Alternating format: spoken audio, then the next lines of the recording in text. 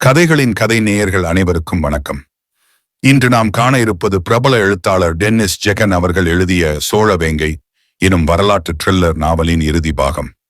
இதற்கு முந்தைய பாகங்கள் லிங்க் டிஸ்கிரிப்ஷன்ல கொடுத்திருக்கேன், மறக்காம பாருங்க.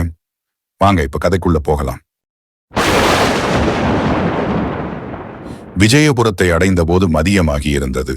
குகைக்கு சென்றிருந்த வானவராயரும் வீரர்களும் வந்துவிட்டார்களா என்று விசாரித்தார்கள். அவர்கள் இன்னும் வந்து சேர்ந்திருக்கவில்லை. அவர்கள் தோட்டத்து விட்டுக்கு சென்ற பொழுது ஒற்றன் நம்பி திண்ணையில் உட்கார்ந்து இருந்தான். நம்பி சுற்று மற்றும் பார்த்துவிட்டு, புதிதாக ஒரு கூட்டம், சோழர்கள் ஆட்சியும் வேண்டாம், சாளுக்கிய ஆட்சியும் வேண்டாம் என்று தனியாக உருவாகிக் கொண்டிருக்கிறது என்று கேள்விப்பட்டேன் என்றான். மதுரன், அதில் ஒருவனைத்தான் இப்போது நானும் பார்த்துவிட்டு வருகிறேன் என்று நினைக்கிறேன். நம்பி, அவர்கள் ஒவ்வொரு ஊரிலும் நிறைய பேர் இருக்கிறார்கள். இவர்கள் எல்லாரையும் நம்ம ஊர்ல இருக்கிறோம் ஒரு 4 பேர் தான் தலைமை பொறுப்பில் இருந்து வழி நடத்துகிறார்கள். அதிலும் குறிப்பாக அனைத்து தகவல்களும் வானவராயரும் அவருடைய காவல் வீரர்களையும் நோக்கிதான் போகிறது. மதுரன், இன்றைக்கு எங்கள் கையில் மாட்டினவன் கூட எல்லா ஊரிலும் நிறைய பேர் இருக்கிறதை பற்றி சொன்னான். ஆனால் யார் வழி நடத்துகிறார்கள் என்று கேட்டால் அவர்கள் முகத்தை பார்த்ததே இல்லை என்கிறான். பார்க்கும் போதெல்லாம் முகமூடி அணிந்த நிலையில்தான் பார்த்தேன் என்கிறான். ஒற்றன் நம்பி அரும்பி அந்த கூட்டத்திற்கும் சோழ வீரர்கள் காணாமல் போனதற்கும் நிச்சயமாக தொடர்பு இருக்கிறது. தேவன், கேட்பதற்கு எவ்வளவு சந்தோஷமாக இருக்கிறது. சோழ வீரர்கள் காணாமல் போனதற்கு ஏற்கனவே 1000 காரணங்கள், அதுவா இதுவா என்று குழம்பிக் கொண்டிருக்கிறோம். இப்போது இது வேறு. மதுரன், அதனால்தான் வானவராயரை ஒரு திட்டத்துடன் குகைக்கு அனுப்பியிருக்கிறோம். என்ன நடக்கிறது என்று பார்க்கலாம். உத்தமன், இதெல்லாம் போக ஒத்த கொம்பன் இருக்கிறானே, அவன் வேறு தனியாக செயல்பட்டுக் கொண்டிருக்கிறான். அவனுடைய வேலை என்ன? தலை சுற்றுகிறதே. கடவுளே, என்னை மட்டும் காப்பாற்று என்று அழும் குரலில் சொன்னான். பின்னர் ஒற்றன் நம்பி மதுரனை மட்டும் தனியாக கூப்பிட்டு தஞ்சாவூரிலிருந்து ஓலை வந்திருக்கிறது என்று அவனிடம் காண்பித்தான். மற்றும் 3 வீட்டுக்குள் சென்றனர். மதுரன் அந்த ஓலையை படித்துவிட்டு பார்த்து கொண்டிருந்த ஒற்றன் நம்பியை பார்த்து சங்கேதமாக தலையாட்டிவிட்டு ஓலையை எரித்தான். மாலை 6 மணி. நாகமங்கலம் வணிக சாத்தில் அலங்கரித்த 5 வில்வண்டிகள் சலங்கை கட்டிய மாடுகளின் ஜல் ஜல் சத்தத்தோடு கம்பீரமாக சென்று கொண்டிருந்தன. அவர்களுக்கு பின்னால் குதிரைகளில் மதுரனும் தேவனும் சென்று கொண்டிருந்தார்கள். முதல் வண்டியில் சுந்தரியும் முல்லையும் கயல்விழியும் இருந்தார்கள். அடுத்த 3 வண்டிகளில் அவர்களின் பாதுகாவலர்கள் இருந்தார்கள். உத்தமன் தனியாக ஒரு வில்வேண்டியில் சகல சௌபாக்கியங்களுடன் சென்று கொண்டிருந்தான். சாலையில் இரு மருங்கிலும் நெடுநெடுவென வளர்ந்திருந்த மரங்கள் அடித்துக் கொண்டிருந்த மாலை வெயிலை பலமிழக்க செய்து கொண்டிருந்தது.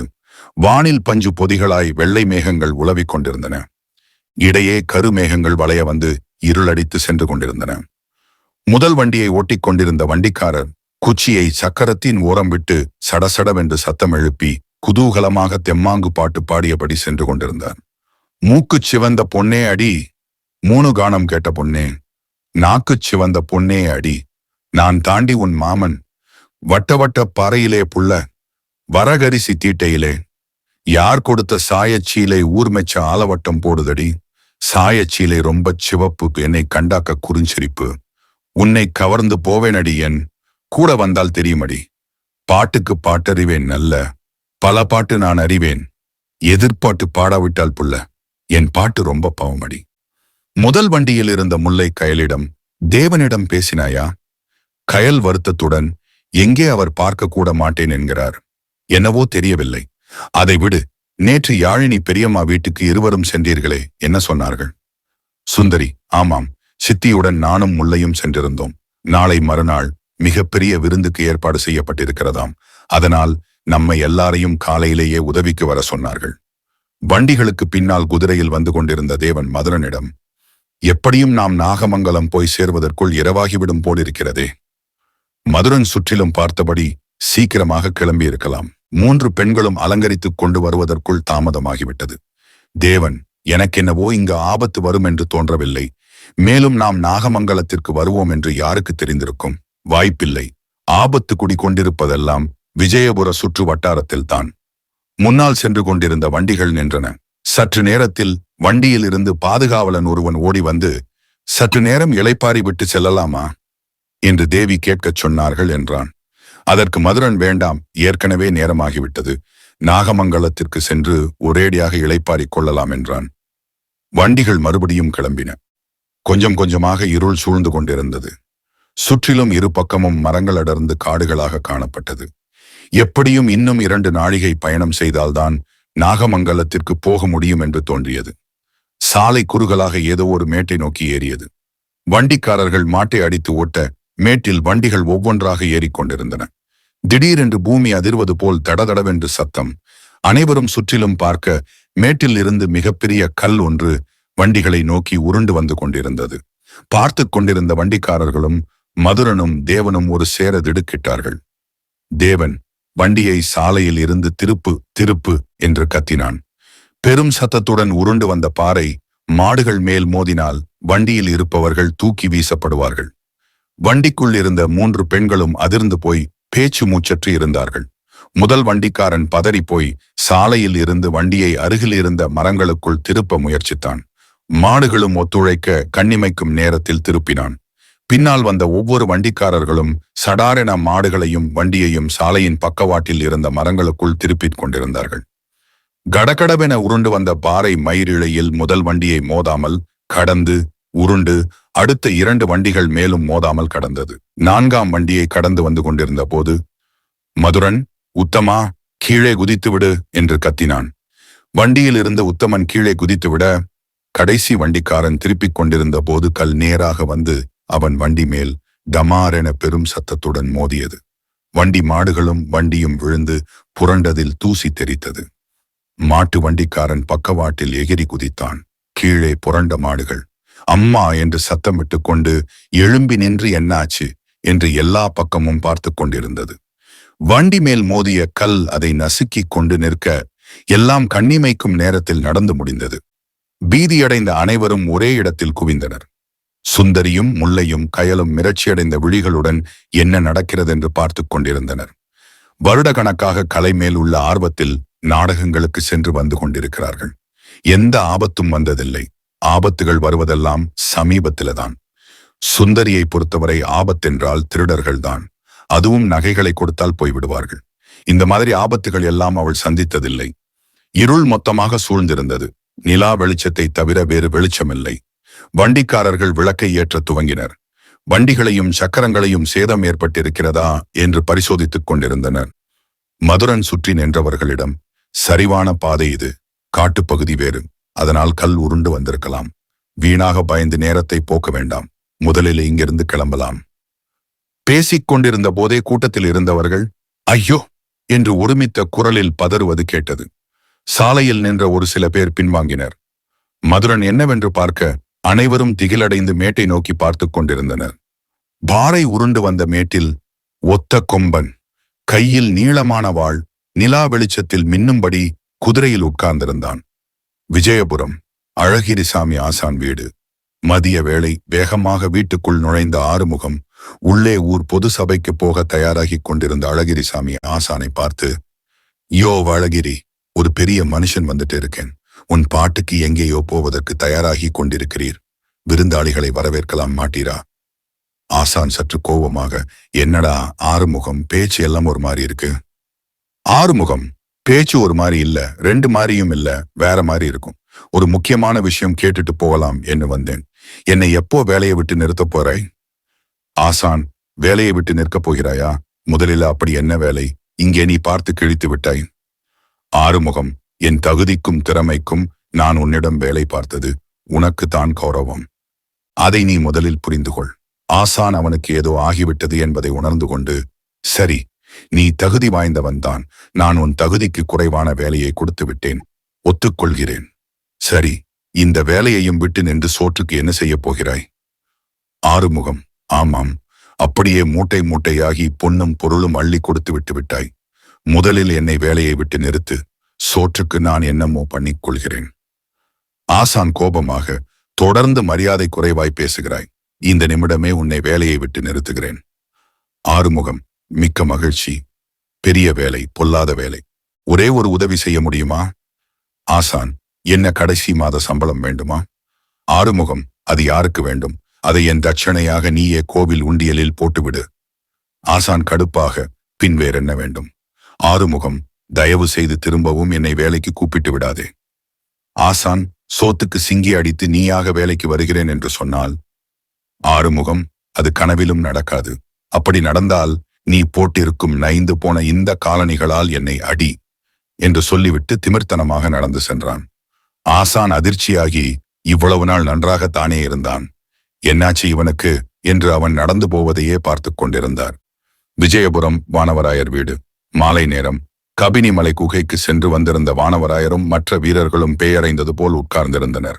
மத்தியஸ்தர் குலசேகரர், அழகிரிசாமி ஆசான், அடிக்கீழ் நிற்பான் வரகுணன், தண்டுவான் மூவேந்தன், கோவில் பூசாரி, வைத்தியர், காவல்காரர்கள் மற்றும் ஊர் மக்கள் சில பேரும் சுற்றிலும் குழுமியிருந்தனர். கனத்த மௌனம் நிலவிக் கொண்டிருந்தது. அனைவரும் வானவராயர் மேற்கொண்டு சொல்லப்போவதை எதிர்பார்த்து காத்து கொண்டிருந்தனர். ஆனால் அவர் பேசுவது போல் தெரியவில்லை.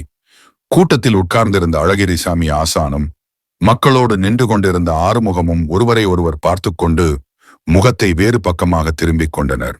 ஆறுமுகத்தை பின்தொடர்ந்து கொண்டிருந்த தாசப்பன் அதை பார்த்து கொண்டிருந்தான். நேரம் போய்க் கொண்டிருப்பதை பார்த்ததும் வேறு வழியில்லை, நாம் தான் பேசியாக வேண்டும் என்று மத்தியஸ்தர் குலசேகரர் தொண்டையை செருமி ஆரம்பித்தார். வானவராயர் பல களம் கண்ட வீரர். அவர் காணாத போர்க்களம் இல்லை.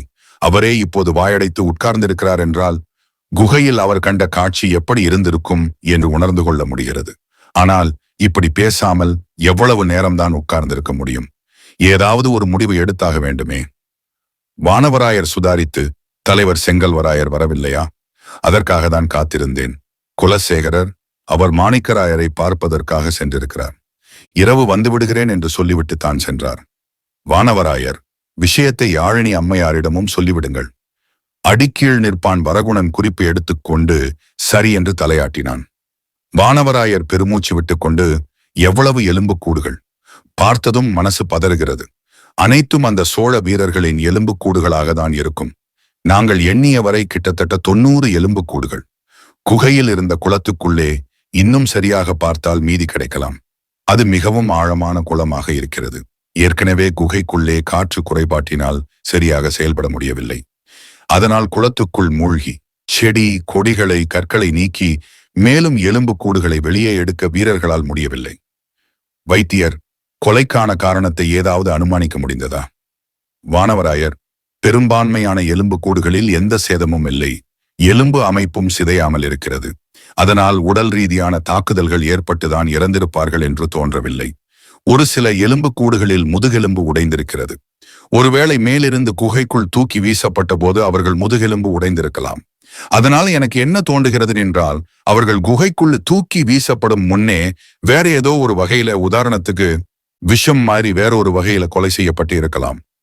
அழகிரிசாமி ஆசான், எப்படி அதை செய்திருக்க முடியும்? கோட்டையில் இருந்து குகைக்கு போகும் வழிதான் அடைக்கப்பட்டிருந்ததே. வானவராயர், அடைக்கப்பட்ட வழியைத்தான் உடைத்து அதன் வழியாக உள்ளே ஒவ்வொன்றாக தூக்கி வீசியிருக்கிறார்கள். வேலை முடிந்ததும் கல்லையும் மண்ணையும் கொண்டு அடைத்திருக்கிறார்கள். ஒருவர் செய்த வேலை மாதிரி தெரியவில்லை. குறைந்தபட்சம் ஒரு 4 பேர் முதல் 10 பேராவது இருக்கலாம். சம்பவம் நடந்ததுக்கு மறுநாள் அங்கே சென்றபோதே தீ எரிந்ததற்கு உண்டான தடயத்தை பார்த்தேன். அது வீரர்களுடைய துணிமணிகள் அல்லது வேறு ஏதாவது தடயங்களை போட்டு எரித்திருக்கலாம். வைத்தியர், 112 பேரை கொலை செய்ய வேண்டிய அவசியம் ஏன் வந்தது என்றுதான் தெரியவில்லை. வானவராயர், ஆமாம், தெரியவில்லை.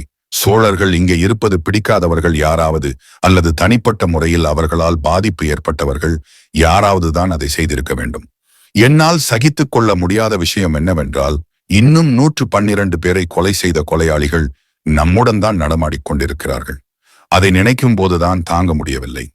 சுற்றியிருந்த மக்கள் கூட்டம் அவர் சொல்வதை கேட்க கேட்க அதிர்ச்சியில் ஒன்றுமே பேசாமல் வாயடைத்து நின்றனர். நாகமங்கலம் செல்லும் சாலை, வானில் உலா வந்து கொண்டிருந்த நிலா, மறைக்க வந்த மேகத்தை கூட உதறிவிட்டு என்ன நடக்கப் போகிறது என்று ஆர்வமாக எட்டி பார்த்து கொண்டிருந்தது. மரங்களிடையே வீசிக்கொண்டிருந்த காற்று சூழ்நிலை தெரியாமல் உற்சாகமாக வீசுவது போல் தோன்றியது. சாலை மேட்டின் மேல் குதிரையில் உட்கார்ந்திருந்த ஒத்த கொம்பன் ஒரு காலை டக் என்று குதிரையின் தலைக்கு மேலே சுழட்டி தரையில் டங்க் என்று குதித்து இறங்கினான். தூரத்தில் சாலை இறக்கத்தில் மரங்களின் அருகே நின்று பார்த்து கொண்டிருந்த கூட்டம் ஹே என்று பயத்தில் ஒன்றாக கூடியது. 3 பெண்களும் கைகளை ஒருவர் இறுக்கமாக பற்றி கொண்டனர். உத்தமன் கூட்டத்திற்கு பின்னால் போய் ஒளிந்து கொண்டான். மதுரன் வாளை உரையிலிருந்து சரக்கென்று உருவிக்கொண்டு முன்னால் போக தேவன் அவன் கையை படக்கென்று பிடித்தான். சுந்தரி, மதுரன் என்ன செய்யப் போகிறானோ என்று பயத்தில் அவனையும் ஒத்த கொம்பனையும் மாறி மாறி பார்த்து கொண்டிருந்தாள். கையை பிடித்த தேவன், மதுரா, வேண்டாம். அவன் யாருக்காக வந்திருக்கிறான் இது என்று நமக்கு தெரியாது. தனியாக போக வேண்டாம், நானும் வருகிறேன். மதுரன், தேவா, அவன் யாருக்காக வந்திருந்தாலும் இவர்கள் பாதுகாப்புக்காக நாம் வருகிறோம் என்று ஒத்துக்கொண்டுதான் வந்திருக்கிறோம். இவர்கள் பாதுகாப்பு நம் பொறுப்பு. நீ இவர்களுக்கு பாதுகாப்பாக இங்கேயே இரு. ஏதாவது ஒரு பிரச்சனை என்றால் இவர்களுக்கு நீதான் பொறுப்பு. இது என் ஆணை. பிடித்திருந்த கையை தேவன் விட்டான். சுந்தரி புரியாமல் பயத்துடன் பார்த்து கொண்டிருந்தாள். என்ன இவன் ஆணையெல்லாம் போடுகிறான்? உண்மையிலேயே மெய் காப்பாளன்தானா? வளைந்த 2 கொம்புகள் கொண்ட தலைக்கவசத்தை அணிந்திருந்த ஒத்த கொம்பனின் முகம் இருளடைந்து இருந்தது. மேட்டில் நின்று கொண்டிருந்தவன் அவர்களை நோக்கி நடந்து வராமல் அங்கேயே நின்று பார்த்து கொண்டிருந்தான். சாலையின் உயரமான அந்த மேட்டில் அவன் வாளுடன் நின்று கொண்டிருந்ததை நிலா வெளிச்சத்தில் நிழல் உருவமாக பார்ப்பதற்கே பயங்கரமாக இருந்தது. உருவிய வாளுடன் மதுரன் மேட்டை நோக்கி நடக்க ஆரம்பித்தான். செங்கோடன் பயத்தில் கிசுகிசுத்தான். ஐயா, எங்க போறீங்க? அவன் சாதா ஆள் அல்ல, ஒத்த கொம்பன். வேண்டாம், போகாதீங்க. அவன் இங்கே வரட்டும். நாம் எல்லோரும் சேர்ந்து ஏதாவது செய்ய முடியுமா என்று பார்க்கலாம். மதுரன் திரும்பி செங்கோடனிடம், அவன் இங்கே வரமாட்டான். வழியை மறித்து கொண்டு நிற்கிறான். அதுக்கு என்ன அர்த்தம் தெரியுமா? என்னை மீறி போய்விடுங்கள், பார்க்கலாமே தேஷாமர் என்று சவால் விடுகிறான். செங்கோடன், அப்படியென்றால் நாம் வண்டிகளை திருப்பிக் கொண்டு வந்த வழியே சென்று விடலாம். மதுரன், வந்த வழியே திரும்பி ஓடுவதா? மெதுவாக சிரித்த மதுரன், மற்ற நேரங்களில் சரி, நேருக்கு நேராக சவால் வரும்போது திரும்பி ஓடுவதா? என் பரம்பரைக்கே அந்த பழக்கம் கிடையாது. அவன் எந்த கொம்பனாக இருந்தாலும் சரி, யார் என்று நான் ஒரு கை பார்க்கிறேன். அவனிடம் சொல்லிவிட்டு மேட்டை நோக்கி திரும்பி பார்த்த மதுரன் அதிர்ந்தான். அங்கு நின்று கொண்டிருந்த ஒற்றை கொம்பனை காணவில்லை. அனைவரையும் அங்கேயே இருக்க சொல்லிவிட்டு மேட்டை நோக்கி தனியாக ஓடினான் மதுரன். ஏனோ அதை பார்த்து கொண்டிருந்த மச்சக்கண்ணியும் அவன் பின்னாலேயே ஓடியது. திகிலோடு பார்த்து கொண்டிருந்தவர்களின் முன்னால் வந்து நின்ற தேவன், மதுரன் என்னவென்று பார்த்து கொண்டு வரும் வரைக்கும் நாம் சும்மா நிற்க வேண்டாம். சேதமடைந்த வண்டியை சரி செய்ய முடியதா பார்ப்போம். வாருங்கள். மதுரனோ மேட்டை நோக்கி ஓடி அதில் ஏறி மறுபுறம் இறங்கி மறைந்தான். மச்சக்கண்ணியும் அவன் பின்னாலேயே ஓடியது. சாலை மேட்டையே பார்த்து கொண்டிருந்த மக்கள் கூட்டத்திற்கு மறுபக்கம் என்ன நடக்கிறதென்றே தெரியவில்லை. சேதமடைந்த வண்டியை சிறிது நேரம் சோதித்த செங்கோடன், இல்லை ஐயா, ஒரு வண்டி முழுவதும் சேதமாகிவிட்டது. இப்போது என்ன செய்வது? நாகமங்கலம் போகலாமா? இல்ல வண்டியை திருப்பிக் கொண்டு விஜயபுரத்திற்கு சென்று விடுவோமா? கூட்டத்தின் பின்னால் ஒளிந்து கொண்டிருந்த உத்தமன் மெதுவாக தலையை எழுப்பி வெளியே வந்தான். தேவன், மற்ற வண்டிகளை தயாராக வைத்துக் கொள்வோம். மதுரன் வரட்டும், அல்லது என்ன நடக்கிறதென்று பார்ப்போம். அதன் பிறகு முடிவெடுத்துக் கொள்ளலாம். வண்டிக்காரர்கள் மாடுகளை வண்டியில் சரியாக பூட்டி சாலைக்கு பக்கவாட்டில் நிறுத்தி, தேவையென்றால் வலது பக்கம் நாகமங்கலத்துக்கு போகுமாறும் அல்லது இடது பக்கம் விஜயபுரத்துக்கு போகும் வகையிலும் தயாராக நிறுத்தி வைத்தார்கள். சுந்தரிமேட்டுக்கு மறுபுறம் சென்ற மதுரனிடமிருந்து எந்த தகவலும் இல்லையே என்று திகிலுடன் பார்த்து கொண்டிருந்தாள். நேரம் போய்கொண்டே இருந்தது. மதுரன் திரும்பி வரவில்லை. அனைவரும் அதிர்ச்சியுடன் மேட்டை பார்த்து கொண்டே இருந்தனர். தேவனுக்கு தொண்டையை அடைத்தது. இவர்களை பாதுகாக்க வேண்டிய கடமையை என்னிடம் கொடுத்துவிட்டு நீ தனியாக சென்று என்ன நிலைமையில் இருக்கிறாயோ தெரியவில்லையே நண்பா. தேவன் செங்கோடனை பார்த்து, திரும்பி அனைவரும் வந்த வழியே இரவு முழுவதும் பயணம் செய்து விஜயபுரத்திற்கு செல்ல முடியுமா? செங்கோடன், கொஞ்சம் கடினம்தான். மாடுகளுக்கும் ஓய்வு கொடுக்க வேண்டுமே. இருந்தாலும் கொஞ்சம் பிரயத்தனப்பட்டு போய்விடலாம். தேவன், இன்னும் கொஞ்ச நேரம் பார்ப்போம். மதுரன் வரவில்லை என்றால் அனைவரும் திரும்பி விஜயபுரத்தை நோக்கி செல்லுங்கள். உத்தமன் பதட்டத்துடன், நீ வரவில்லையா? தேவன், மதுரன் இல்லாமல் நான் விஜயபுரத்திற்கு எப்படி வர முடியும்? நீங்கள் தைரியமாக செல்லுங்கள். வழியில் திருடர்கள் வந்தால் பாதுகாவலர்கள் பார்த்துக் கொள்வார்கள். இன்னும் கொஞ்ச நேரம் பொறுத்திருந்து பார்ப்போம். ஒத்த கொம்பன் வந்தால் இதே வழியில் தானே வர வேண்டும். என்னை மீறிதான் உங்களிடம் நெருங்க முடியும். உத்தமன் கோபமாக சுந்தரியை நோக்கி சென்று, இப்போ உனக்கு ரொம்ப திருப்தியா? அப்படி என்ன கலைகள் மேல் அவ்வளவு ஆர்வம்? ஊரில் யாருக்குமே இல்லாத ஆர்வம். ஊரெல்லாம் தீப்பற்றி எரிந்து கொண்டிருக்கிறது. அது தெரியவில்லையா உனக்கு? உன்னால்தான் இவ்வளவு தூரம் வந்து இந்த பிரச்சனையில சிக்கிக் கொண்டோம். இப்போது மதுரனுக்கு ஏதாவது ஒன்றென்றால் யார் பதில் சொல்வார்கள்? சுந்தரி அழுது கொண்டே, இப்படியெல்லாம் பிரச்சனை வரும் என்று நான் நினைக்கவே இல்லை. ஏதோ திருடர்கள் வருவார்கள் அல்லது ஆம்பர்கள் வருவார்கள். கூடி போனால் அதுதான் நடக்கும் என்று நினைத்தேன். மதுரன் போன்ற வீரனுக்கு அவர்களை சமாளிப்பது சர்வசாதாரணம். நாடகம் பார்ப்பதை விட நான் வந்ததற்கு முக்கிய காரணம் மதுரனை தனிமையில் சந்திக்கும் ஒரு சந்தர்ப்பம் ஏற்படுமே என்ற ஆசையில்தான் வந்தேன். உத்தமன் நெற்றியை சுருக்கிக் கொண்டே, மதுரனை தனிமையில் சந்திக்கும் சந்தர்ப்பமா? ஓ, அவனுக்கு அப்போதுதான் புரிந்தது. இப்போது புரிந்து என்ன செய்வது? ஒன்றுமே பேசாமல் திரும்பி சென்றான் உத்தமன். சுந்தரி தலை குனிந்து அழுது கொண்டிருந்தாள். முல்லையும் கயலும் அவளின் இரு பக்கமும் நின்று தேற்றினர். திடீரென அவர்கள் நின்றிருந்த மரங்களுக்கு இடையே இருந்து குதிரை வரும் டடக் டடக் என்ற சத்தம் கேட்க, மதுரன் வந்துவிட்டான் என்று அனைவரும் ஆர்வமாக திரும்பி பார்த்தனர். இருட்டுக்குள் இருந்து வளைந்த கொம்புகளுடன் கூடிய தலைக்கவசம் அணிந்தவன் குதிரையில் வருவதை பார்த்ததும் ஒத்தை கொம்பன்தான் அவன் என்று கூட்டத்திற்கு புரிந்தது. அவனை பார்த்ததும் ஐயையோ என்று அலறியடித்து கூட்டம் சிதறி ஓடியது. சுந்தரியும் முல்லையும் கயலும் அலறிக்கொண்டே மதுரன் ஓடிய திசையை நோக்கி ஓடினர். தேவனுக்கு அப்பொழுதுதான் புரிந்தது, மதுரனை போக்கு காட்டி அனுப்பிவிட்டு வேறு யாருக்காகவோ வந்திருக்கிறான். உத்தமனும் இவன் யாருக்காக வந்திருக்கிறான் என்று தெரியாமல் திகைத்து போய் பார்த்து கொண்டிருந்தான். கூச்சலும் குழப்பமுமாக சுற்றியிருந்த அனைவரும் ஆளுக்கொரு திசையில் தெரித்து ஓட தேவனும் உத்தமனும் தனித்து விடப்பட்டனர். ஒத்த கொம்பன் டடக் டடக் என்று உத்தமன் முன்னால் வந்து நின்றான். செய்வதறியாது திகைத்து பார்த்து கொண்டிருந்த உத்தமனின் முகத்தில் ஒத்த கொம்பனின் நிழல் படர்ந்தது. கொம்பன் வாளை எடுத்து உத்தமனின் தலையை நோக்கி சுழற்றினான்.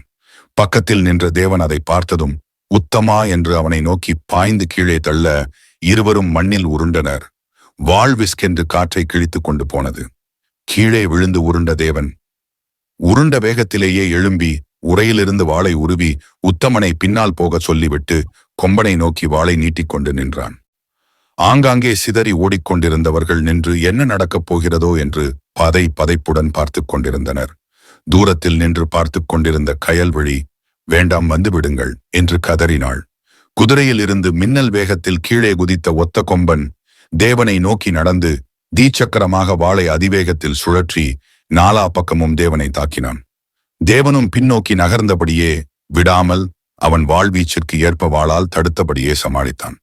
கொம்பன் வாளைதான் சுழற்றுகிறானா இல்லை ஏதாவது மந்திரஜாலம் செய்கிறானா என்று புரியாமல் பார்த்து கொண்டிருந்த கூட்டம் பயந்து போய் நின்றிருந்தது. நனங் நனங் என்று மோதிக்கொண்டிருந்த வாள்களின் சத்தம் மட்டும் அந்த இரவு நேரத்தில் எதிரொலித்துக் கொண்டிருந்தது. ஒரு வாளின் சத்தம் பலமாகவும் மற்றொன்றின் சத்தம் பலவீனமாகவும் கேட்டபோதே கொம்பனின் வீச்சு ஆழமாகவும் தேவனின் வீச்சு பலவீனமாகவும் இருப்பதை உத்தமன் புரிந்து கொண்டான். தேவனை முன்னேற விடாமல் பின்னோக்கியே போக வைத்தது கொம்பனின் வெறிகொண்ட வீச்சுகள். வேகமாக வீசிக்கொண்டிருந்த வாளை ஒரு கட்டத்தில் மாற்றி கொம்பன் சுழட்ட ஆரம்பிக்க ஒரு நொடி தடுமாறி போனான் தேவன். அதை அனுமானித்து உடனடியாக வாளால் தடுக்க தவறியதால் கிடைத்த சந்தர்ப்பத்தை பயன்படுத்திய கொம்பனின் வலது கை வாழ்வீச்சு தேவனின் வயிற்றை கீறி கொண்டு சென்றது. வயிற்றை பிடித்துக் கொண்டு பின்பக்கமாக சுருண்டு கீழே விழுந்தான் தேவன். தூரத்தில் இருந்து பார்த்து கொண்டிருந்த கயல்விழி ஐயோ என்று கத்திக்கொண்டே சுந்தரியின் தோளில் சாய்ந்தாள்.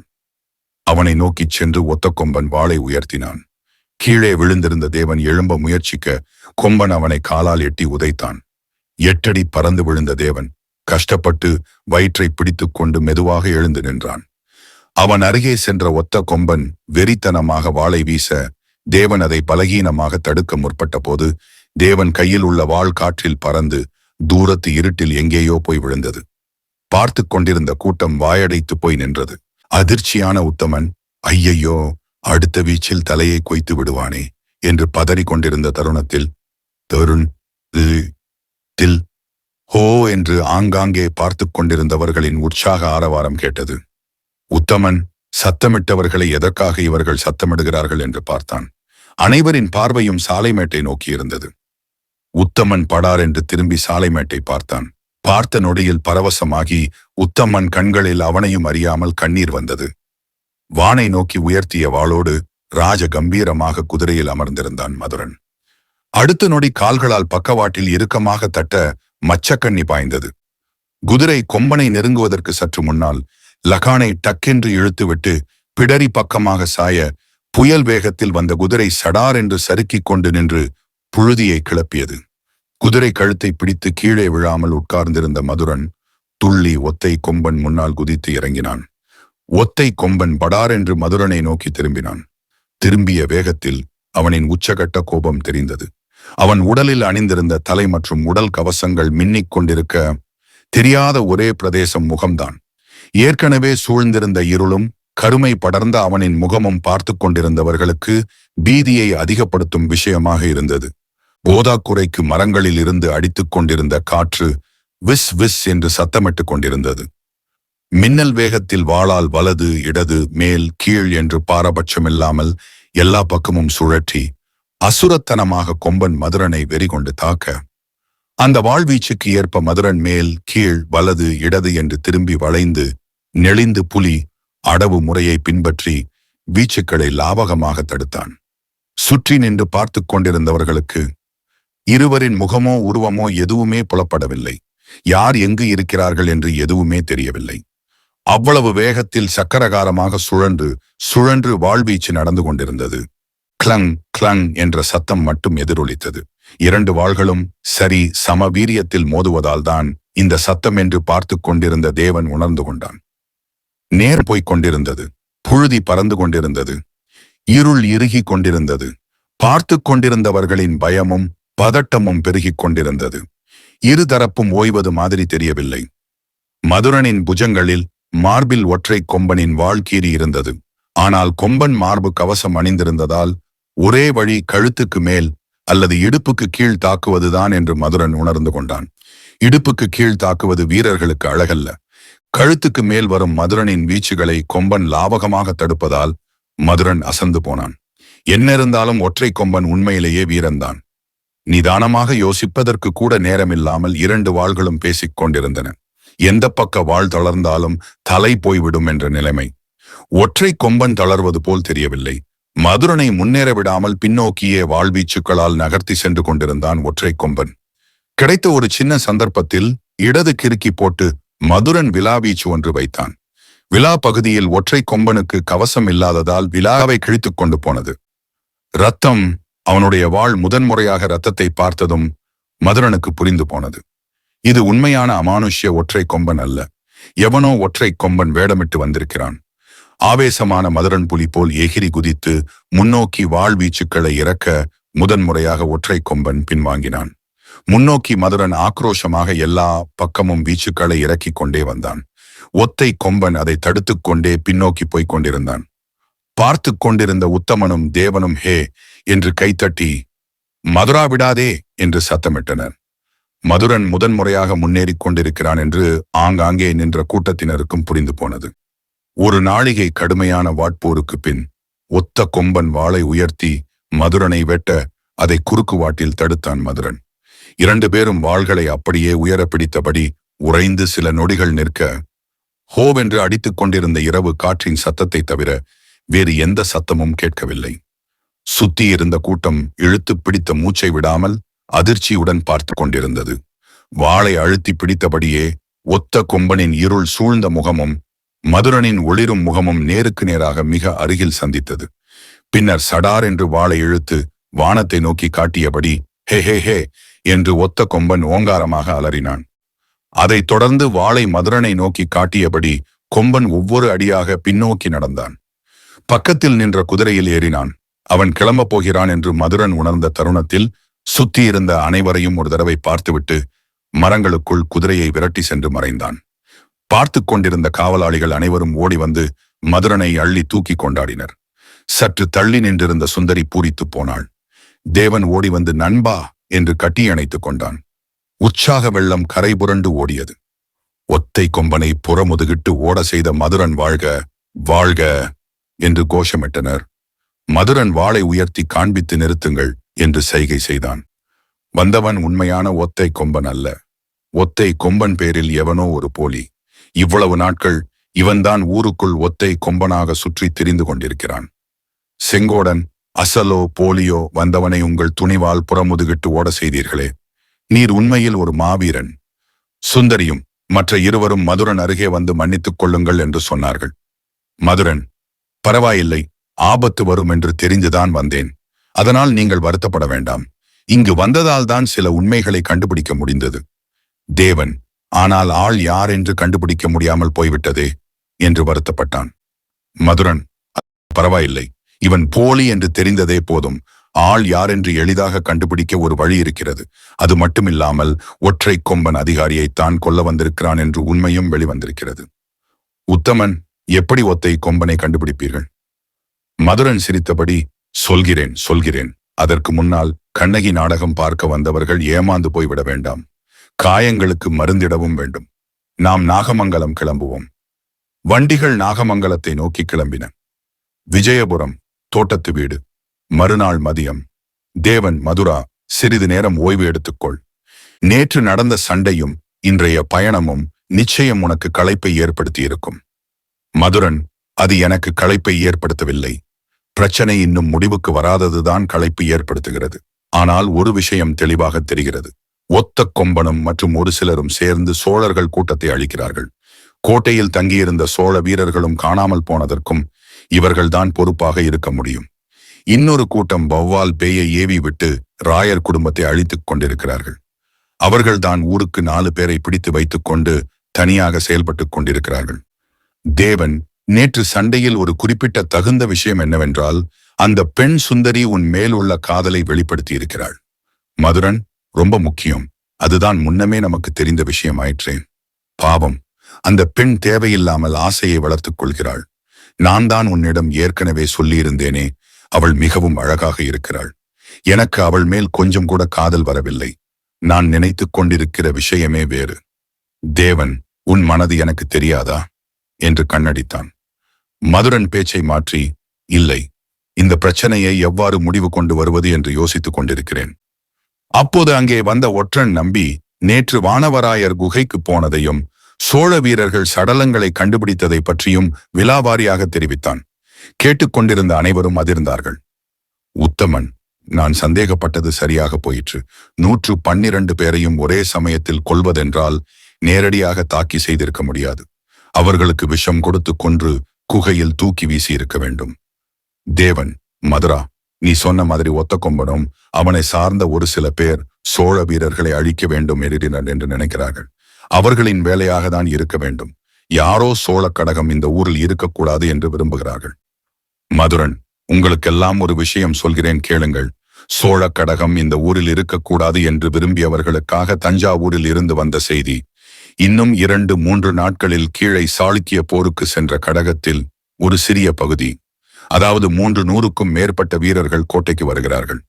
அதன் பிறகு கொஞ்ச நாள்களில் மீதி சோழ வீரர்கள் வந்ததும் இங்கே கங்கப்பாடி நாட்டில் போர் மூல வாய்ப்பிருக்கிறது. தேவனும் உத்தமனும் ஆச்சரியத்தில் வாய்ப்பிழந்தார்கள். உத்தமன், வரட்டும் வரட்டும், அப்பொழுதுதான் இங்கே வீணாக ஆட்டம் போட்டுக் கொண்டிருப்பவர்களுக்கு பதில் சொன்ன மாதிரி இருக்கும். ஒரு கூட்டம் சோழர்கள் வேண்டாம் என்கிறது, இன்னொரு கூட்டம் தனி ராஜ்யம், சுதந்திரம் என்று பிதற்றிக் கொண்டிருக்கிறது. 2 பேருக்கும் மர நாடி.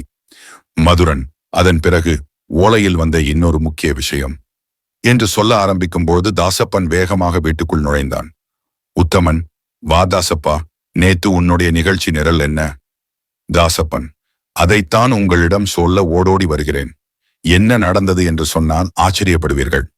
ஆறுமுகம் ஆசான் வீட்டுக்கு சென்று வேலைக்கு வரமாட்டேன் என்று திமிர்தனமாக சொன்னதை பற்றியும், பின்னர் பொது சபையில் நடந்த விஷயங்களை பற்றியும் சொன்ன தாசப்பன் மேற்கொண்டு ஆறுமுகம் விஜயபுர புறநகர் பகுதியான கருமத்திபுரத்திற்கு நேராகச் சென்று அங்கே தனிமையாக இருந்த ஒரு பெரிய வீட்டினருகே சென்று சுற்று மற்றும் பார்த்துவிட்டு ஜன்னல் அருகே சென்று ஒரு ஓலையும் துணி முடிப்பையும் வைத்துவிட்டு திரும்பி பார்க்காமல் சென்று விட்டான். அவன் சென்ற பிறகு போய் ஓலையை எடுத்து படித்து பார்த்தேன். நீங்கள் சொன்ன வேலையை என்னால் செய்ய முடியாது, மன்னிக்கவும். அவர்கள் அப்பாவிகள், தயவு செய்து அவர்களை விட்டு விடுங்கள் என்று அதில் எழுதப்பட்டிருந்தது. தேவன் சிரித்துக்கொண்டே, பரவாயில்லை, நம்முடைய வைத்தியம் பலனளித்து விட்டது. தாசப்பன், அதன் பிறகு நடந்ததுதான் ஆச்சரியம். அவன் சென்ற பிறகு நான் அங்கே இருந்த மரத்தின் பின்னே ஒளிந்து நின்று பார்த்து கொண்டே இருந்தேன். நான் எதிர்பார்த்தது போலவே தலைப்பாகை அணிந்து ஒரு உருவம் வீட்டுக்குள் நுழைந்தது. முகத்தை சரியாக பார்க்க முடியவில்லை. ஜன்னல் அருகே வைத்திருந்த ஓலையை படித்துவிட்டு துணி முடிப்பை திறந்து பணத்தை எண்ணி பார்த்து கொண்டு கிளம்பியது. வெளியே வரும்போது யார் என்று என்னால் முகத்தை தெளிவாக பார்க்க முடிந்தது. தேவன் உத்தமனும் ஒருமித்த குரலில், யாரது யாரது சொல் என்று உணர்ச்சி வசப்பட்டு கத்த, தாசப்பன் அமைதியாக வானவராயர். கேட்டுக்கொண்டிருந்த அனைவரும் அதிர்ச்சியானார்கள். தேவன், வானவராயரா? என்னால் நம்பவே முடியவில்லை. அவர் எதற்கு அதிகாரியை கொல்வதற்கு பணம் கொடுக்க வேண்டும்? என்ன காரணமாக இருக்க முடியும்? இல்லை, அவருக்கு மேல் யாரோ இருந்து அவரை கொலை செய்வதற்காக தூண்டிக் கொண்டிருக்கிறார்களா? மதுரன், அவரை விசாரிக்க வேண்டிய வகையில் விசாரித்தால் உண்மை வெளியே வரப்போகிறது. அதுவரைக்கும் நாம் பேசிய எல்லா விஷயங்களும் ரகசியமாகவே இருக்கட்டும். விஜயபுரம் வானவராயர் இல்லம். நால்வரும் கிளம்பி வானவராயர் வீட்டிற்கு மாலை நேரத்தில் சென்றார்கள். சுற்றி நின்ற காவல் வீரர்கள் மதுரனை பார்த்ததும் கைத்தட்டி ஆரவாரித்தனர். மதுரன் தலை வணங்கி அவர்களுடைய வாழ்த்துக்களை ஏற்றுக்கொண்டான். மதுரன் நாகமங்கலத்தில் செய்த வீர பிரதாபங்கள் அதற்குள் அவர்களுக்கு தெரிந்திருந்தது. ஆரவார சத்தத்தை கேட்டதும் உள்ளே இருந்து வந்து எட்டி பார்த்த வானவராயர் அவர்களை வரவேற்றார். தேவன், கடுமையாக உங்களிடம் கொஞ்சம் தனியாக பேச வேண்டும். வானவராயர் கண்ணை காட்ட வீட்டின் முற்றத்தில் சுற்றியிருந்த காவல் வீரர்கள் அனைவரும் தோட்டத்து பக்கமாக சென்றனர்.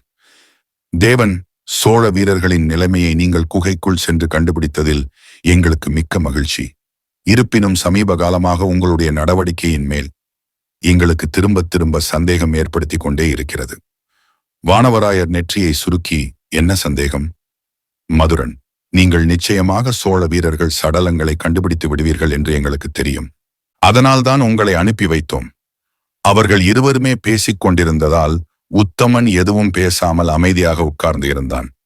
வானவராயர் சற்று கோபமாக, நீங்கள் சொல்வதை பார்த்தால் நான் தான் சோழ வீரர்களை கொன்று சடலங்களை உள்ளே தூக்கி போட்டிருப்பேன் என்றும் அதனால்தான் என்னால் போய் கண்டுபிடிக்க முடிந்தது என்றும் சொல்வீர்கள் போலிருக்கிறது. மதுரன், சரியாகச் சொன்னீர்கள். வானவராயர் கோபமாக நாற்காலியில் இருந்து எழும்பி, நிறுத்துங்கள் உங்கள் பிதற்றலை. முதலில் உங்களுக்கு என்னிடம் கேள்வி கேட்கும் அதிகாரமே கிடையாது. நீங்கள் யார் என்னை கேள்வி கேட்பதற்கு? நான் மரியாதை கொடுத்து உங்களிடம் பேசிக் கொண்டிருக்கிறேன். இடைமறித்த உத்தமன், சரி, அவர்களுக்குத்தான் கிடையாது. எனக்கு கேள்வி கேட்க அதிகாரம் உண்டு. எனக்கு பதில் சொல்லுங்கள். வானவராயர் தலையாட்டியபடியே, சொல்கிறேன். உங்களுக்கு எப்படி விசாரணை செய்யும் உரிமை கொடுக்கப்பட்டிருக்கிறதோ அதே மாதிரி எனக்கும் இந்த பிரதேசத்தில குற்றங்கள் நடக்காமல் இருப்பதற்கும் நடந்த குற்றத்தை நான் விரும்பியபடி விசாரிப்பதற்கும் உரிமை இருக்கிறது. அந்த அடிப்படையில தான் நான் நடந்து கொண்டிருக்கிறேன். உங்களுக்கு என்ன தெரிய வேண்டுமோ அதை மட்டும் கேளுங்கள். உத்தமன், இன்று எதற்காக புறநகர் பகுதியில் கருமத்திபுரத்தில் உள்ள அந்த வீட்டுக்கு சென்றீர்கள்?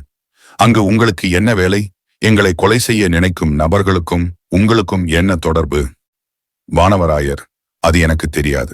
அந்த புறநகர் பகுதியில் உள்ள வீட்டில் நிறைய நிழல் காரியங்கள் நடப்பதாக எனக்கும் தகவல் கிடைத்தது. அதுதான் யாராக இருக்கும் என்று தெரிந்து கொள்வதற்காக நான் இன்றைக்கு அங்கு சென்றிருந்தேன். மற்றபடி உங்களை அவர்கள் கொலை செய்ய நினைத்தார்களா இல்லையா என்று கூட எனக்கு தெரியாது. அங்கே ஒரு ஓலை இருந்தது, அதை எடுத்து படித்து பார்த்தேன். விவரங்கள் சரியாக புரியவில்லை. தவறு ஏதோ நடந்து கொண்டிருக்கிறது என்று மட்டும் புரிந்தது. உத்தமன், நீங்கள் சந்தேகப்பட்டு சென்றதாக சொன்னீர்களே, உங்களுக்கு வேறு என்ன தகவல் கிடைத்தது? வானவராயர், எனக்கு இருவர் மீது நீண்ட நாட்களாக சந்தேகம். ஒருவர் சம்புவராயர், துரதிருஷ்டவசமாக அவர் காணாமல் போய்விட்டார். என்ன ஆனார் என்றே தெரியவில்லை. அவரை தவிர்த்து ஒத்த கொம்பனின் மறு வருகைக்கும் இன்னொருவருக்கும் தொடர்பு இருக்கும் என்று எனக்கு தோன்றியது. ஏனென்றால் இந்த பகுதியில் ராயர் குடும்பத்தின் ஆதிக்கம் அவருக்கு பிடிப்பதில்லை என்ற பேச்சுவார்த்தையில் நான் அடிக்கடி உணர்ந்திருக்கிறேன். அவர் அடிக்கடி அந்த வீட்டிற்கு போய் வருவதாக தகவல் கிடைத்துதான் நான் அங்கே சென்றேன். வீடு துடைத்து வைத்தது போல் காலியாக இருந்தாலும் மறைவான ஒரு பகுதியில் நிறைய ஆயுதங்களும் கவசங்களும் இரட்டை கொம்புடைய தலை கவசமும் கண்டுபிடித்தேன். கேட்டுக்கொண்டிருந்த மூவரும் அதிர்ச்சியாய் வானவராயர் முகத்தை பார்த்தனர். உத்தமன், யார் அவர்? வானவராயர் சுற்றுமற்றும் பார்த்துவிட்டு, ஊர் மத்தியஸ்தர் குலசேகரர் என்றார். உத்தமன், குலசேகரர் பெயரை சொல்வதெல்லாம் சரிதான். அவர்தான் செய்தார் என்பதை நிரூபிப்பதற்கு உங்களிடம் ஆதாரம் ஏதாவது இருக்கிறதா? வானவராயர், அவர் அடிக்கடி போய் வரும் ஒரு வீட்டில் ஒத்தக்கொம்பன் பயன்படுத்தும் கவசங்களும் ஆயுதங்களும் இருக்கிறது. வேறு யாரோ முகம் தெரியாத ஒரு குதிரை வீரனை பார்த்ததாகவும் எங்கள் காவலாளிகள் சொன்னார்கள். சந்தேகத்தின் அடிப்படையில் அவரை கைது செய்ய முடியாதா? உத்தமன், இந்த ஆதாரம் நிச்சயமாக போதாது. நாளைக்கு குலசேகரரிடம் போய் கேட்டால் உங்களை மாதிரிதான் நானும் விசாரிக்க சென்றேன் என்று சொல்வார். இல்லை, உங்களையே சந்தேகப்படுகிறேன் என்று சொல்வார். இதெல்லாம் ஆதாரமாக எடுத்துக்கொள்ள முடியாது. வானவராயர் பதிலேதும் பேசாமல் அமைதியாக இருந்தார். உத்தமன், நாங்கள் உங்களை வேண்டுமென்றே குறை சொல்வதற்காக சொல்லவில்லை.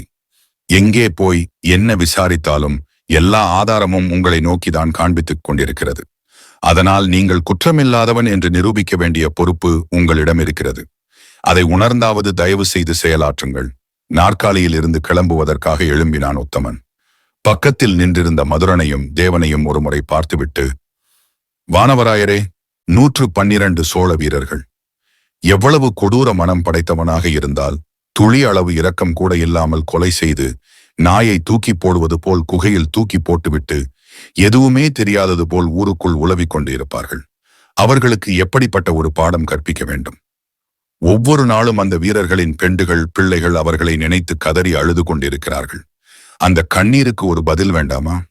தவறு செய்தவன் வானத்தில் பறந்து வரும் வௌவாலாக இருந்தாலும் சரி, குதிரையில் மிதந்து வரும் ஒத்த கொம்பனாக இருந்தாலும் சரி, நீதி தேவன் முன்னால் நிறுத்தி அவனுக்கு உரிய தண்டனையை வழங்குவோம். நீங்கள் ஒத்துழைத்தாலும் சரி, ஒத்துழைக்காவிட்டாலும் சரி. உத்தமன் பேசிவிட்டு கோபமாய் திரும்பி வெளியே செல்ல மீதி மூவரும் அவனை பின்தொடர்ந்து வெளியே வந்தார்கள். வானவராயர் சிலையாய் அவர்கள் போவதையே பார்த்து கொண்டிருந்தார். வீட்டிற்கு வெளியே வந்த உத்தமன், அடுத்து என்ன செய்வது? குலசேகரர் வீட்டுக்கு சென்றால் அவரும் இதே மாதிரிதான் கதை சொல்லுவார். சரியான ஆதாரம் இல்லாமல் விசாரித்துக் கொண்டிருந்தால் எனக்கு என்னவோ அது பிரயோஜனப்படாது என்றுதான் தோன்றுகிறது. நால்வரும் சாலையோரமாக நின்று யோசித்துக் கொண்டிருந்தனர். தூரத்தில் அசதியாய் தலையசைத்துக் கொண்டிருந்த தென்னை மரங்களின் மீது குவியலாய் சரிந்து கிடந்தன சூரிய கதிர்கள். பறவை ஒளிகளை பூசி இரவுக்கு அழைப்பு விடுத்து கணக்கத் தொடங்கியிருந்தது மாலை பொழுது. தேவன் வயிற்றை பிடித்துக் கொண்டு, எனக்கு கொஞ்சம் வலி ஜாஸ்தியாக இருக்கிறது, இன்னொரு தரம் பச்சிலை கட்டு போட வேண்டும் என்று நினைக்கிறேன். மதுரன், நாளை யாழினி அம்மையார் வீட்டில் முக்கிய கூட்டம் நடைபெற இருக்கிறது. அனைத்து முக்கியஸ்தர்களும் வருவார்கள். எனக்கு என்னவோ நாளை ஏதோ நடக்கப் போவது போல் மனசுக்குள் மணியடித்துக் கொண்டே இருக்கிறது. யாழினி அம்மையார் வீட்டிற்கு போய் பார்த்துவிட்டு அதன் பிறகு வைத்தியர் வீட்டிற்கு போகலாம். நால்வரும் கிளம்பி கப்பினிமலை கோட்டைக்கு செல்லும் சாலையில் இருந்த யாழினி அம்மையார் வீட்டிற்கு சென்றனர். பிரதான வாயிலில் நுழையும் போதே மாளிகையின் பிரம்மாண்டத்தை வியந்து கொண்டு நுழைந்தனர். அவர்கள் உள்ளே நுழைந்ததும் நுழைவாயில் அருகே வைக்கப்பட்டிருந்த திருஷ்டி பொம்மை படக்கென்று தலையை திருப்பி நால்வரும் உள்ளே போவதை பார்த்தது. உள்ளே போய்க் கொண்டிருந்த உத்தமன் திடீரென்று நின்று ஏதோ யோசித்துக் கொண்டது. பின்னர் திரும்பி திருஷ்டி பொம்மை அருகே வந்து அதை நிதானமாய் பார்த்தான். பின்னால் போகவிட்டு படக்கென்று திரும்பி பார்ப்பது, நாங்கள் எதிர்பார்க்காத நேரத்தில் தோளில் வந்து தவளை போல் தப்புவது, கட்டிலுடியில் ஒளிந்து கிடந்து கொண்டு பயமுறுத்துவது, இந்த மாதிரி வேலைகள் எல்லாம் நிறைய பார்த்தாகிவிட்டது. இதெல்லாம் கொஞ்சம் கூட எனக்கு பிடிக்காது. உனக்கு பயமுறுத்த வேண்டுமென்றால் நேரடியாக வந்து பயமுறுத்து, புரிகிறதா என்றான் கண்டிக்கும் குரலில். திருஷ்டி பொம்மை அவனை முறைத்து பார்த்து கொண்டிருந்தது. மாளிகை வாசலில் நால்வர் வருவதை பார்த்ததும் அங்கிருந்த வேலைக்காரி வள்ளி அவர்களை வரவேற்று முன்னரையில் அமர வைத்து, அம்மா, இப்போது வந்து விடுவார்கள், உங்களுக்கு சாப்பிட ஏதாவது கொண்டு வருகிறேன் என்றாள். உத்தமன், நீ செங்கல்வராயர் வீட்டில் வேலை செய்பவள் தானே? வள்ளி, ஆமாம், நான் இருவர் வீட்டிலும் வேலை செய்கிறேன். அது மட்டுமில்லாமல் நாளை விசேஷம் என்பதால் செங்கல்வராயர் வீட்டிலிருந்தும் வானவராயர் வீட்டிலிருந்தும் அனைவரும் வந்திருக்கின்றனர். ஓ, அப்போ சுந்தரி இங்கேதான் இருப்பாள் என்று மதுரன் நினைத்துக் கொண்டான். வரவேற்பறையை பார்த்து திகைத்துப் போனார்கள்.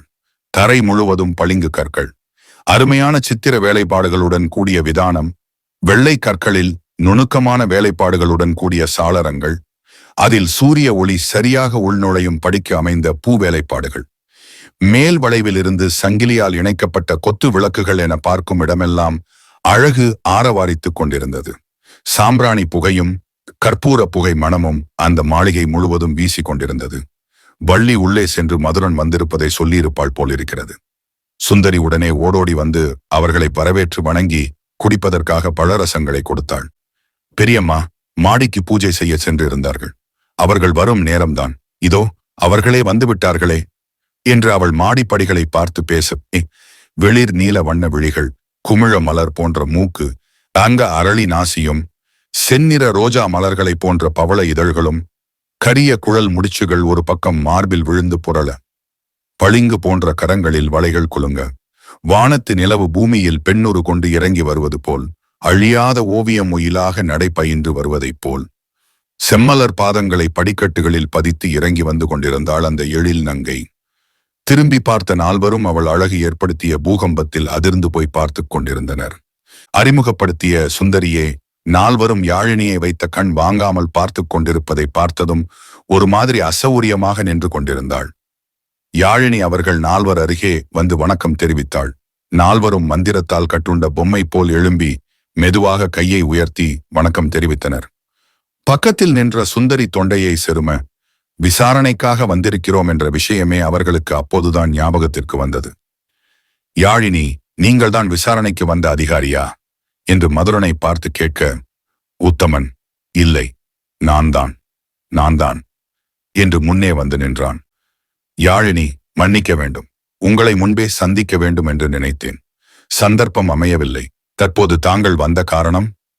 உத்தமன், ஆமாம், நான் வந்த காரணம் என்று இழுக்க, மதுரன் இடைமறித்து, ஐயா வந்ததற்கு காரணம், நாளை உங்கள் வீட்டில் முக்கியமாக ஒரு கூட்டம் நடக்கப் போகிறது என்று எங்களுக்கு அழைப்பு வந்திருந்தது. நேற்று முன்தினம் இரவு ரோந்தின் போது உங்கள் வீட்டிலிருந்து ஏதோ ஒரு கருப்பு உருவம் சுவரேறி குதித்து ஓடியதை பார்த்தோம். அதனால் பாதுகாப்புக்காக என்ன செய்திருக்கிறீர்கள் என்று தெரிந்து கொண்டு போவதற்காக வந்தோம். யாழினி, வெளியாட்கள் யாருமே உள்ளே நுழைந்திருக்க முடியாது. உள்ளே இருந்து வேண்டுமானால் யாராவது வெளியே போயிருக்கலாம். பாதுகாப்புக்காக இங்கு ஏற்கனவே நிறைய பேர் இருக்கிறார்கள், அதுவே போதுமானது என்று நினைக்கிறேன். மதுரன், உள்ளே இருந்து வெளியே போயிருப்பார்கள் என்பதுதான் எங்களுடைய சந்தேகமும். நேற்று முன்தினம் இரவு வீட்டில் யாரெல்லாம் இருந்தார்கள்? யாழினி, வழக்கமாக நானும் வேலைக்காரி வள்ளியும் பாதுகாவலுக்காக இருக்கும் வீரர்கள் தான் இருப்போம். கடந்த ஒரு வாரமாக விசேஷ பூஜை நடந்து கொண்டிருப்பதால் சுந்தரி, மங்கையர்க்கரசி, முல்லை, சாவித்ரி, கயல்விழி, மேலும் ஒரு சில பணிப்பெண்கள் என நிறைய பேர் இருந்தோம். உத்தமன், சாவித்ரி என்பவர் யார்? பக்கத்தில் நின்ற சுந்தரி, என்னோட சித்தி, வானவராயர் சித்தப்பாவின் மனைவி. உத்தமன், காணாமல் போன உங்கள் கணவர் பற்றிய தகவலை கிடைக்கவில்லையா? யார் அதற்கு காரணமாக இருக்கும் என்று நினைக்கிறீர்கள்? லேசாக கண்கள் கலங்கிய யாழினி, தகவலே தெரியவில்லை. கிட்டத்தட்ட ஒரு வருடமாகிறது. வேறு யார் காரணமாக இருக்க முடியும்? எனக்கு தெரிந்து இந்த பைசாசங்கள் தான் காரணம். அதனால்தான் ராயர் குடும்ப நலனுக்காக வாரந்தோறும் இங்கே பூஜைகள் நடக்கிறது. உத்தமன், சோழ கடகம் முதலாக ஊருக்குள் வரும்போது வேண்டாம் என்று சொன்ன முக்கிய நபர் நீங்கள். அதற்கு என்ன காரணம் என்று தெரிந்து கொள்ளலாமா? யாழினி, ஊருக்கே தெரிந்த காரணம்தான். கோட்டையில் அவர்கள் தங்கினால் நீழ்துயிலில் இருக்கும் ஒத்த கொம்பன் உயிர் பெற்று வர வாய்ப்பு இருக்கிறது. ஏனென்றால் அப்படி ஒரு சாபம் ஏற்கனவே இருக்கிறது. அதனால் எங்கள் குடும்பத்திற்கும் ஊருக்கும் ஆபத்து. அதனாலதான் வேண்டாம் என்றோம். அவர்கள் கேட்கவில்லை. இப்போது நான் சொன்னபடிதான் நடந்து கொண்டிருக்கிறது. உத்தமன், குலசேகரரும் சோழ கடகம் வரவேண்டாம் என்றுதான் கருத்து தெரிவித்தாரா? யாழினி, ஆம், அவரும் ஊர் நலனில் மிகுந்த அக்கறை உள்ளவர்தான். அவரும் சோழ கடகம் கோட்டைக்குள் வரவே கூடாது என்று உறுதியாக நின்றவர். நால்வரும் சற்று நேரம் அமைதியாக இருக்க யாழினி சிரித்துக்கொண்டே, கேள்விகள் அவ்வளவுதானா? இல்ல, இன்னும் இருக்கிறதா? மதுரன், இப்போதைக்கு அவ்வளவுதான். எங்கள் மன திருப்திக்காக எங்கள் ஆட்கள் ஒரு 2 பேர் உங்கள் மாளிகையில் நாளை பாதுகாப்புக்கு இருப்பார்கள். அதற்கு நீங்கள் அனுமதி கொடுக்க வேண்டும். யாழினி மதுரனை பார்த்தபடியே, உங்களுக்கு மன திருப்தி என்றால் நீங்கள் எது வேண்டுமானாலும் தாராளமாக செய்யலாம் என்று சொல்ல, அவள் பேசிய விதம் மதுரனை என்னமோ செய்தது. மதுரன், நாங்கள் கிளம்புகிறோம். யாழினி, உங்களுக்கு கூட்டத்திற்கு அழைப்பு வந்திருக்கும் என்று நினைக்கிறேன். அதற்கு முன்னால் மாலையில் என் சார்பாக பெரிய விருந்து ஏற்பாடு செய்திருக்கிறேன். நீங்கள் எல்லோரும் கண்டிப்பாக வர வேண்டும். மதுரன், ஆகட்டும் என்ற தலை ஆட்டியபடியே செல்ல மீதி மூவரும் அவன் பின்னால் சென்றார்கள். சுந்தரி யாழினியிடம், பெரியம்மா, நான் அவர்களை வழி அனுப்பிவிட்டு வந்து விடுகிறேன் என்று சொல்லிவிட்டு அவர்கள் பின்னால் சென்றாள். மாளிகையை விட்டு வெளியே தோட்டத்திற்கு வந்ததும் மதுரனை பார்த்து, சுந்தரி, உங்களிடம் கொஞ்சம் தனியாக பேச வேண்டும். மற்றும் மூவரும் முன்னால் செல்ல மதுரன் அவளை நோக்கி திரும்பி வந்தான். சுந்தரி, ஏன் என்னிடம் பேசாமல் என்னை தவிர்க்கிறீர்கள்? மதுரன், தவிர்க்கிறேனா? அதெல்லாம் எதுவும் இல்லை. வானத்திலிருந்து நிலவு ரதத்தில் இறங்கி வந்த தங்கச் சிலைகளை பார்த்தால் எந்த ஆடவனுக்கும் பேச்சு வராது. அதுதான் காரணம். சுந்தரி நளினமாக புன்முறுவல் பூத்தாள்.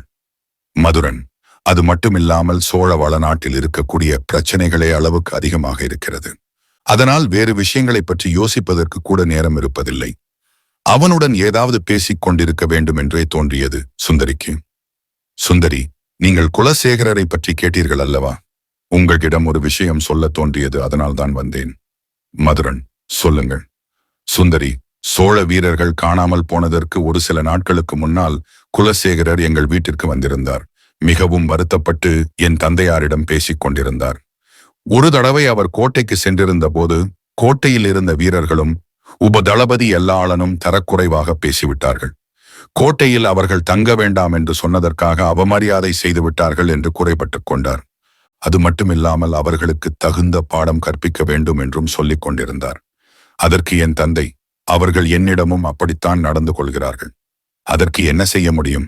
தயவு செய்து கொஞ்சம் பொறுமையாக இருங்கள் என்று சமாதானப்படுத்திக் கொண்டிருந்தார். ஆனால் அவர் சமாதானம் அடைந்தது மாதிரி தெரியவில்லை. மதுரனுக்கு கண்கள் பிரகாசமானது. குலசேகரர் மீது எங்களுக்கும் சந்தேகம் உண்டு. நீ சொன்ன தகவல் உபயோகமானதுதான். இதைத் தவிர வேறு ஏதாவது அவரை பற்றிய செய்திகள் உனக்கு தெரியுமா? சுந்தரி, வேற எதுவும் எனக்கு தெரியவில்லை. மதுரன், வேறு யாரிடமும் குலசேகரர் பற்றி நாங்கள் விசாரித்ததை சொல்ல வேண்டாம். சுந்தரி சரியென்று தலையாட்டினாள். மதுரன், நான் கிளம்புகிறேன். தேவனுக்கு வயிற்றில் காயம் ஏற்பட்டிருப்பதால் வைத்தியர் வீடு வரை செல்ல வேண்டும் என்று சொல்லிவிட்டு கிளம்பினான். சுந்தரி அவன் போவதையே பார்த்து கொண்டிருந்தாள். மாளிகையை விட்டு வெளியே வந்ததும் மதுரன் சுந்தரி சொன்ன விஷயத்தை மற்றவர்களிடம் சொன்னான். தேவன், நீ சொல்வதை பார்த்தால் குலசேகரரை அவமானப்படுத்தும் விதமாக வீரர்கள் நடந்திருக்கிறார்கள். அதனால் கடும் கோபமடைந்த குலசேகரர் அவர்களை விஷம் வைத்துக் கொண்டிருக்க வேண்டும்.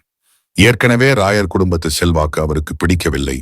ஏதோ ஒரு கும்பல் ராயர் குடும்பத்தை தீர்த்துக் கொண்டிருப்பதால் இவர் தனியாக ஒரு வழியில் சோழர்களையும் தூக்கிவிட்டால் அடுத்தது இந்த பகுதியில் நாம் செல்வாக்கடைந்து விடலாம், சாளுக்கியர்களுடன் இணைந்து விடலாம் என்று நினைத்திருப்பார். கணக்கு சரியாகத்தான் இருக்கிறது. மதுரன், இல்லை, கணக்கு இடிக்கிறது. அவர் தனியாக செய்வதற்கு வாய்ப்பே இல்லை. யாரோ முகம் தெரியாத குதிரை வீரனுக்கு இதில் தொடர்பு இருக்கிறது. அவன்தான் ஒத்த கொம்பனாகவும் நடித்திருக்கலாம். 112 சடலங்களை குகைக்குள் தூக்கி போடுவது 2 பேரால் செய்ய முடியும் தான். ஆனால் ஒரே இரவில் கொஞ்சம் கடினம்தான். உத்தமன் வேலையாட்கள் யாரையாவது கூட்டி வந்திருக்கலாம். பின்னர் காரியம் முடிந்ததும் தேவைக்கு அதிகமான பணம் கொடுத்திருக்கலாம், அல்லது அவர்களை கொலை செய்திருக்கலாம். விஜயபுர வீதிகளில் நடந்து வந்து வைத்தியர் வீட்டை நோக்கி சென்று கொண்டிருந்தார்கள். பிரதான வீதிகளில் எண்ணெய் விளக்குகள் ஏற்றி வைக்கப்பட்டு வெளிச்சம் தந்து கொண்டிருந்தன. அங்காடிகளில் மக்கள் கூட்டம் கொஞ்சம் கொஞ்சமாக குறைய தொடங்கியிருந்தது.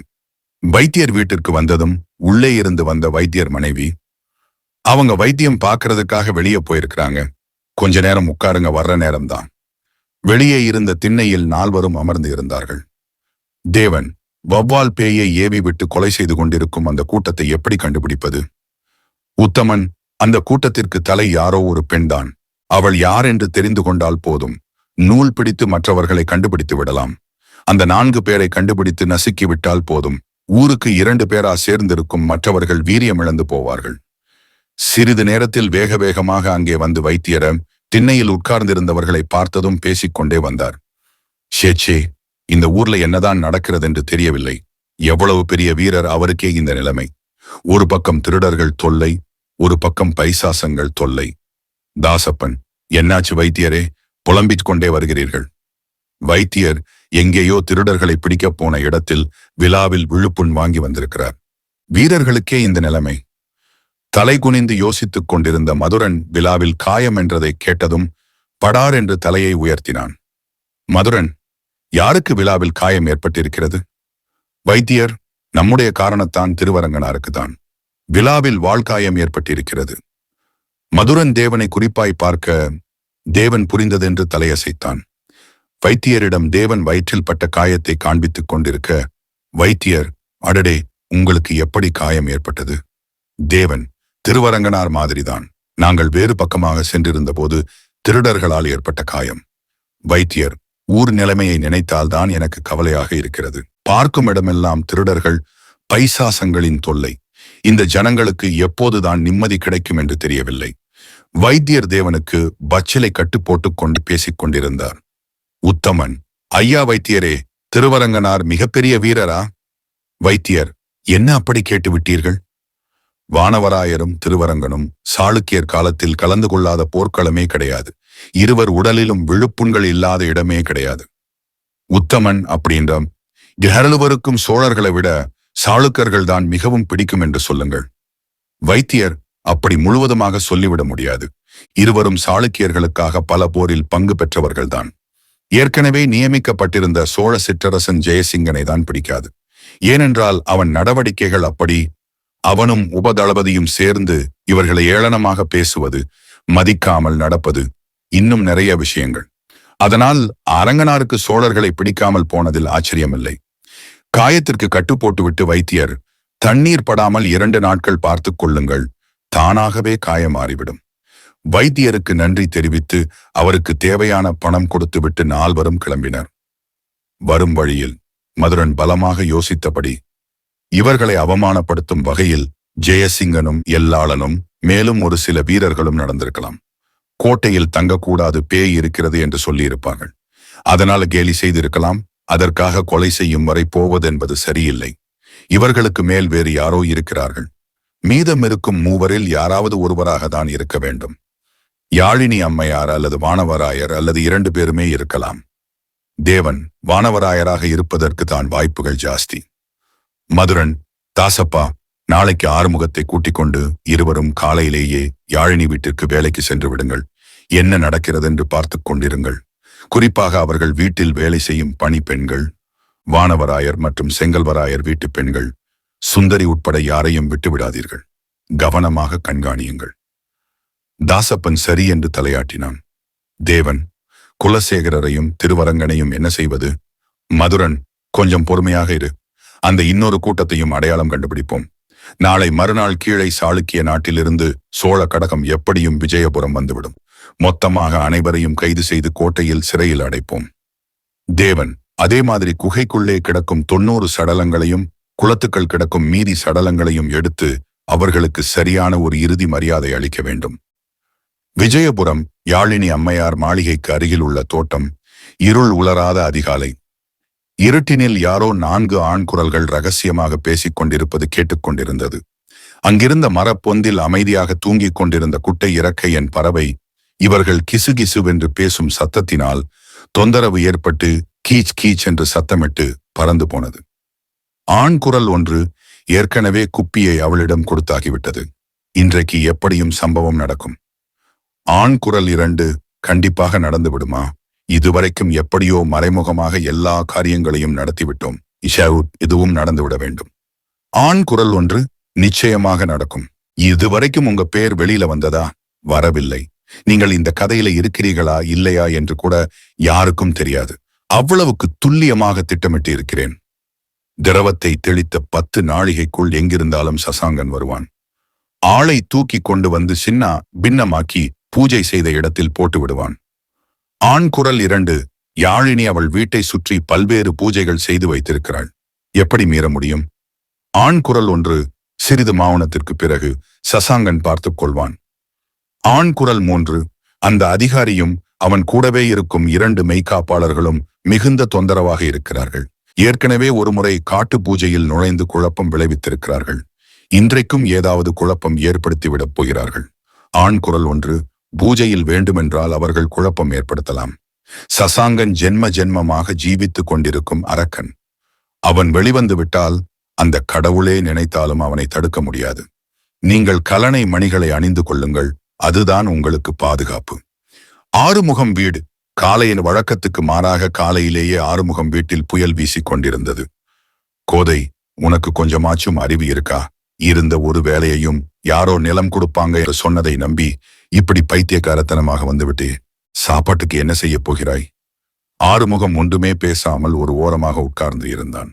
வீட்டுக்கு வெளியே போய்க் கொண்டிருந்தவர்கள் காலையிலேயே ஆரம்பித்து விட்டதா?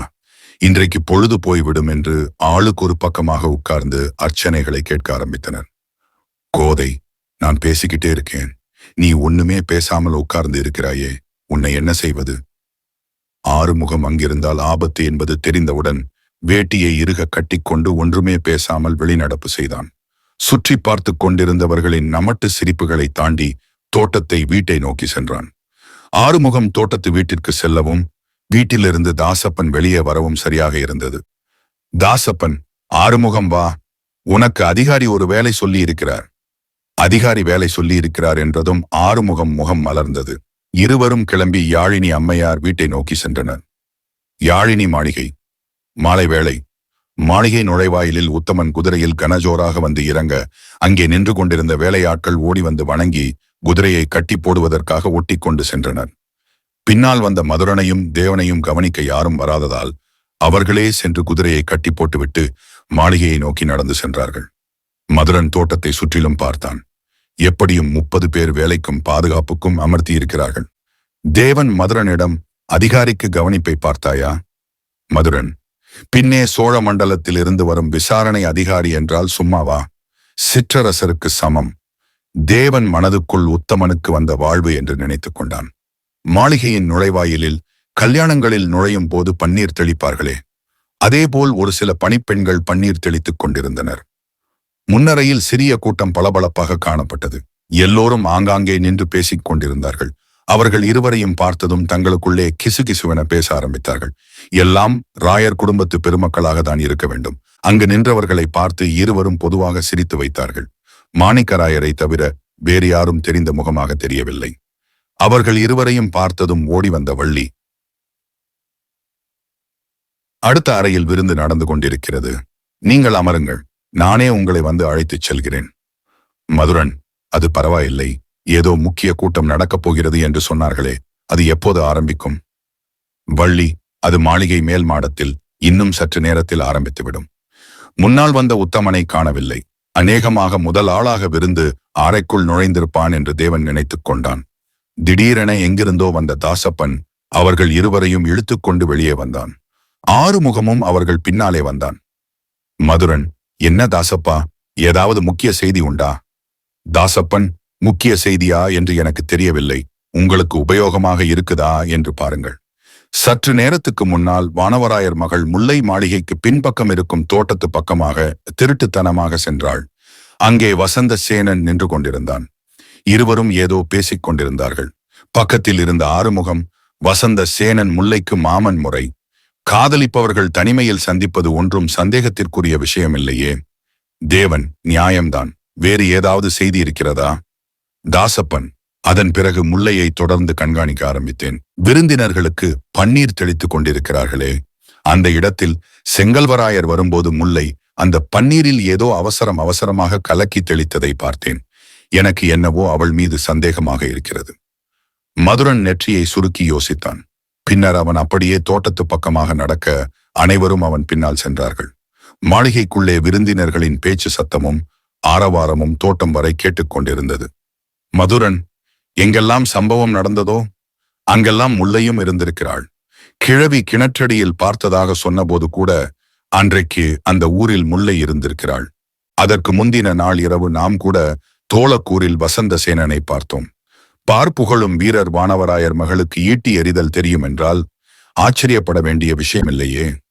அதைவிட முக்கியமான விஷயம், நாம் அன்றைக்கு காட்டில் பூஜையில் பார்த்த அந்த 4 பேரில் ஒருவன் வசந்த சேனனாக இருப்பதற்கு வாய்ப்பு அதிகம்.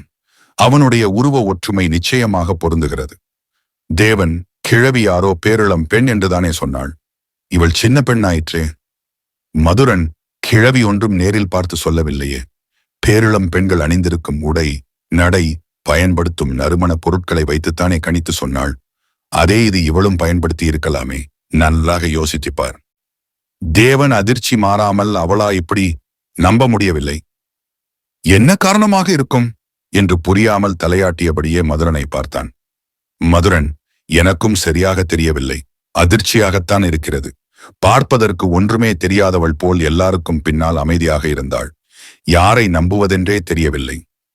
தேவன், என்ன காரணமாக இருக்கும்? மதுரன், என்ன பெரிய காரணமாக இருக்கும்? பணமும் பதவி ஆசையும் யாரை விட்டது? எவ்வளவு காலம்தான் எல்லாருக்கும் அடிமையாக இருப்பது? அல்லது தனிநாடு கோரிக்கை, அல்லது வசந்த சேனனை தலைவனாக அமர்த்துவதற்கு இருக்கலாம், அல்லது அவளே தலைவியாக ஆவதற்கு ஆசைப்பட்டு இருக்கலாம். தேவன் அங்கிருந்த வேப்ப மரத்தில் போய் கைகளால் குத்தியபடி, ஷே, எவ்வளவு பேரை சந்தேகப்பட்டோம். கயல்விழியை கூட நான் விட்டு வைக்கவில்லை. தோளக்கூரில் இருந்து அன்று நாம் அறக்க பறக்க வந்தன்றைக்கு உத்தமன்தான் முல்லை வீட்டில் இருக்கிறாளா என்று விசாரிக்க சென்றான். அவள் வீட்டில்தான் இருக்கிறாள் என்று சொன்னானே. மதுரன், அவன் நேரடியாக பார்த்திருக்க மாட்டான். அவனை கூப்பிட்டு கேட்டால் தெரிந்துவிடும். வெளியே நிற்கும் காவலாளிகள் அவள் வீட்டில்தான் இருக்கிறாள் என்று சொல்லியிருப்பார்கள். இவனும் வந்திருப்பான். இவள்தான் எல்லாரையும் ஏமாற்ற தெரிந்த ஜாலக்காரியாக இருக்கிறாளே. மதுரன் மற்ற இருவரையும் நோக்கி, தாசப்பா, ஆறுமுகம், இந்த விஷயம் நமக்குள்ளே இருக்க வேண்டும். வெளியே தெரிந்தால் நான் என்ன செய்வேன் என்று எனக்கு தெரியாது. இருவரும் சரி என்று தலையாட்டினார்கள். தேவன், முல்லைதான் அந்த பெண் என்றால் வசந்த சேனன் ஒரு ஆள். மீதி 3 பேர் யாராக இருக்கும்? மதுரன், அவனுடன் வேலை செய்து கொண்டிருக்கும் காவல் வீரர்கள் யாராவது இருக்கும். அதை எளிதாக தெரிந்து கொள்ளலாம். மாளிகைக்குள்ளே இருந்து வெளியே சுந்தரி வந்து எட்டி பார்த்துக் கொண்டிருந்தாள். தாசப்பன் அதை பார்த்துவிட்டு, சுந்தரி அம்மா, உங்களை தேடிக் கொண்டிருக்கிறார்கள் என்று நினைக்கிறேன். மரத்தடியில் அவர்கள் நிற்பதை பார்த்ததும் சுந்தரி அவர்களை நோக்கி வந்து, கூட்டம் ஆரம்பித்து விட்டது, உங்களை அழைக்கிறார்கள் என்றாள். சுந்தரி முன்னால் நடக்க இருவரும் மாளிகையை நோக்கி நடந்தார்கள். வரவேற்பறையில் இருந்த கூட்டத்தை தாண்டி மாடிப்படிகள் வழியாக மேல் மாடத்திற்கு செல்லும் படிகளில் சுந்தரி ஏற இருவரும் பின்தொடர்ந்தார்கள். அந்த மேன்மாட கூடத்தில் வாயிலில் நின்ற மதுரன் பார்த்தான். சுற்றிலும் கண்ணாடி வேலைப்பாடுகளுடன் கூடிய அழகிய சாளரங்கள். உள்ளே போடப்பட்டிருந்த ஆசனங்களில் அனைத்து முக்கியஸ்தர்களும் அமர்ந்திருந்தார்கள். மாடத்தின் நடுப்பகுதியில் ஒரு சிறிய 6 கால் மண்டபம் அழகிய வேலைப்பாடுகளுடன் இருக்க, அதனருகே பளிங்கு கற்களால் ஒரு சிறிய மேடை போன்று அமைக்கப்பட்டிருந்தது. இசை கலைஞர்கள் யாராவது வந்தால் இசை நிகழ்ச்சி நடத்துவதற்காக இருக்கலாம், அல்லது யாழினி அவர்களே ஏதாவது இசைக்கருவிகள் வாசிப்பதற்காக அமைக்கப்பட்டிருக்கலாம். மாடியின் பக்கவாட்டில் மிகப்பெரிய உப்பரிகை அமைக்கப்பட்டு தோட்டத்தை பார்க்கும்படியாக இருந்தது. அதன் வழியாக சரளமாக காற்று வீசி சூழ்நிலையின் இறுக்கத்தை குறைத்துக் கொண்டிருந்தது. அவர்களை அங்கே விட்டுவிட்டு சுந்தரி சென்றுவிட மதுரனும் தேவனும் உள்ளே நுழைந்தார்கள். உள்ளே அமர்ந்திருந்த யாழினி வாருங்கள் என்று சிரித்தபடி வரவேற்க, அங்கே இருந்த ஆசனங்களில் செங்கல்வராயர், வானவராயர், குலசேகரர், திருவரங்கன், மாணிக்கராயர், வசந்தசேனன், அழகிரிசாமி ஆசான் மற்றும் வேறு ஒரு சில அறிமுகமாகாத ராயர் குடும்பத்து பெருமக்கள் இருந்தனர்.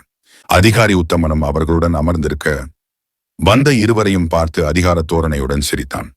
அமர்ந்திருந்த அனைவரையும் பார்த்து இருவரும் வணக்கம் தெரிவிக்க, பதிலுக்கு அங்கிருந்தவர்கள் தெரிவித்த வணக்கத்தில் நட்பு தெரியவில்லை. இருவரும் உத்தமனின் பின்னால் போடப்பட்டிருந்த ஆசனத்தில் போய் அமர்ந்து கொண்டார்கள். செங்கல்வராயர் எழும்பி, கோட்டையில் சோழர்கள் ஏன் தங்கக்கூடாது என்று சொன்னோம் என்பதில் ஆரம்பித்து பேச ஆரம்பித்தார். மதுரன் சாளரங்கள் வழியாக வெளியே பார்த்தான். இருள் கவ்வ ஆரம்பித்து இருந்தாலும் தோட்டத்தில் ஆங்காங்கே விளக்குகள் ஏற்றி வைத்திருந்ததால் ஓரளவுக்கு வெளிச்சம் தெரிந்தது. என்ன நடக்கப் போகிறதோ என்று தெரியாமல் மதுரன் யோசித்துக் கொண்டிருந்தான். சற்று நேர யோசனைக்கு பிறகு செங்கல்வராயர் என்ன பேசிக் கொண்டிருக்கிறார் என்று மதுரன் பார்க்க, அப்பொழுதுதான் ஜெயசிங்கன் மரண சம்பவத்திற்கு வந்திருந்தார். இனி எப்போது இவர் இதையெல்லாம் பேசி முடித்து அடுத்த சிற்றரசர் தேர்வு பற்றிய ஒருமித்த கருத்து இங்கு இருப்பவர்களுக்கு ஏற்பட்டு சோழர்கள் தலைமையகத்துக்கு ஓலை அனுப்புவது பற்றி முடிவெடுப்பார்கள். விடிந்து விடும் என்று நினைத்துக் கொண்டான் மதுரன். திடீரென தோட்டத்தில் ஏதோ கூச்சல் கேட்க பேசிக் கொண்டிருந்த செங்கல்வராயர் நிறுத்தினார். மதுரனும் தேவனும் உப்பரிகைக்கு ஓடி சென்று எட்டி பார்த்தார்கள். சுற்றிலும் தோட்டம் என்பதால் காற்று பாராபட்சம் இல்லாமல் அடித்துக் கொண்டிருந்தது. எங்கிருந்து சத்தம் கேட்கிறது என்று இருவரும் சுற்றிலும் பார்க்க, தோட்டத்தில் கட்டி வைக்கப்பட்டிருந்த குதிரைகளும் விருந்தினர்களின் மாடுகளும் சத்தமிட்டு கலைந்து கொண்டிருப்பதை இருவரும் பார்த்தார்கள். வேலைக்காரர்கள் துள்ளி குதித்து கலைந்து கொண்டிருக்கும் மாடுகளையும் குதிரைகளையும் அடக்குவதில் பெருமுயற்சி எடுத்துக் கொண்டிருக்க, அவை அடங்குவது போல் தெரியவில்லை. ஏதோ நடக்கப் போகிறது என்று உணர்ந்த மதுரன், மாடுகளும் குதிரைகளும் கலைந்து கொண்டிருக்கின்றன என்று கூட்டத்தில் இருந்தவர்களிடம் தெரிவித்தான். அதை சாதாரணமாக எடுத்துக்கொண்ட செங்கல்வராயர் மறுபடியும் பேச ஆரம்பித்தார். சுற்றிலும் கீழே பார்த்து கொண்டிருந்த மதுரன் சற்றும் எதிர்பார்க்காத தருணத்தில் இரவு வானத்தில் ஏதோ பயங்கரமாக கிரீச்சிடும் சத்தம் கேட்க தலையை உயர்த்தி வானத்தை பார்த்தான். சத்தம் கேட்டதே தவிர இருட்டில் சரியாக ஏதும் தெரியவில்லை. கிரீச்சிடும் சத்தம் தொடர்ந்து கேட்க, என்னடா இது வினோதமான சத்தம் என்று சத்தம் வரும் திசையை நோக்கி உன்னிப்பாக பார்த்து கொண்டிருந்தான். ராட்சச வவ்வால் மாதிரி ஏதோ ஒன்று அவன் நின்றிருந்த உப்பரிகையை நோக்கி பறந்து வருவதை பார்த்தான்.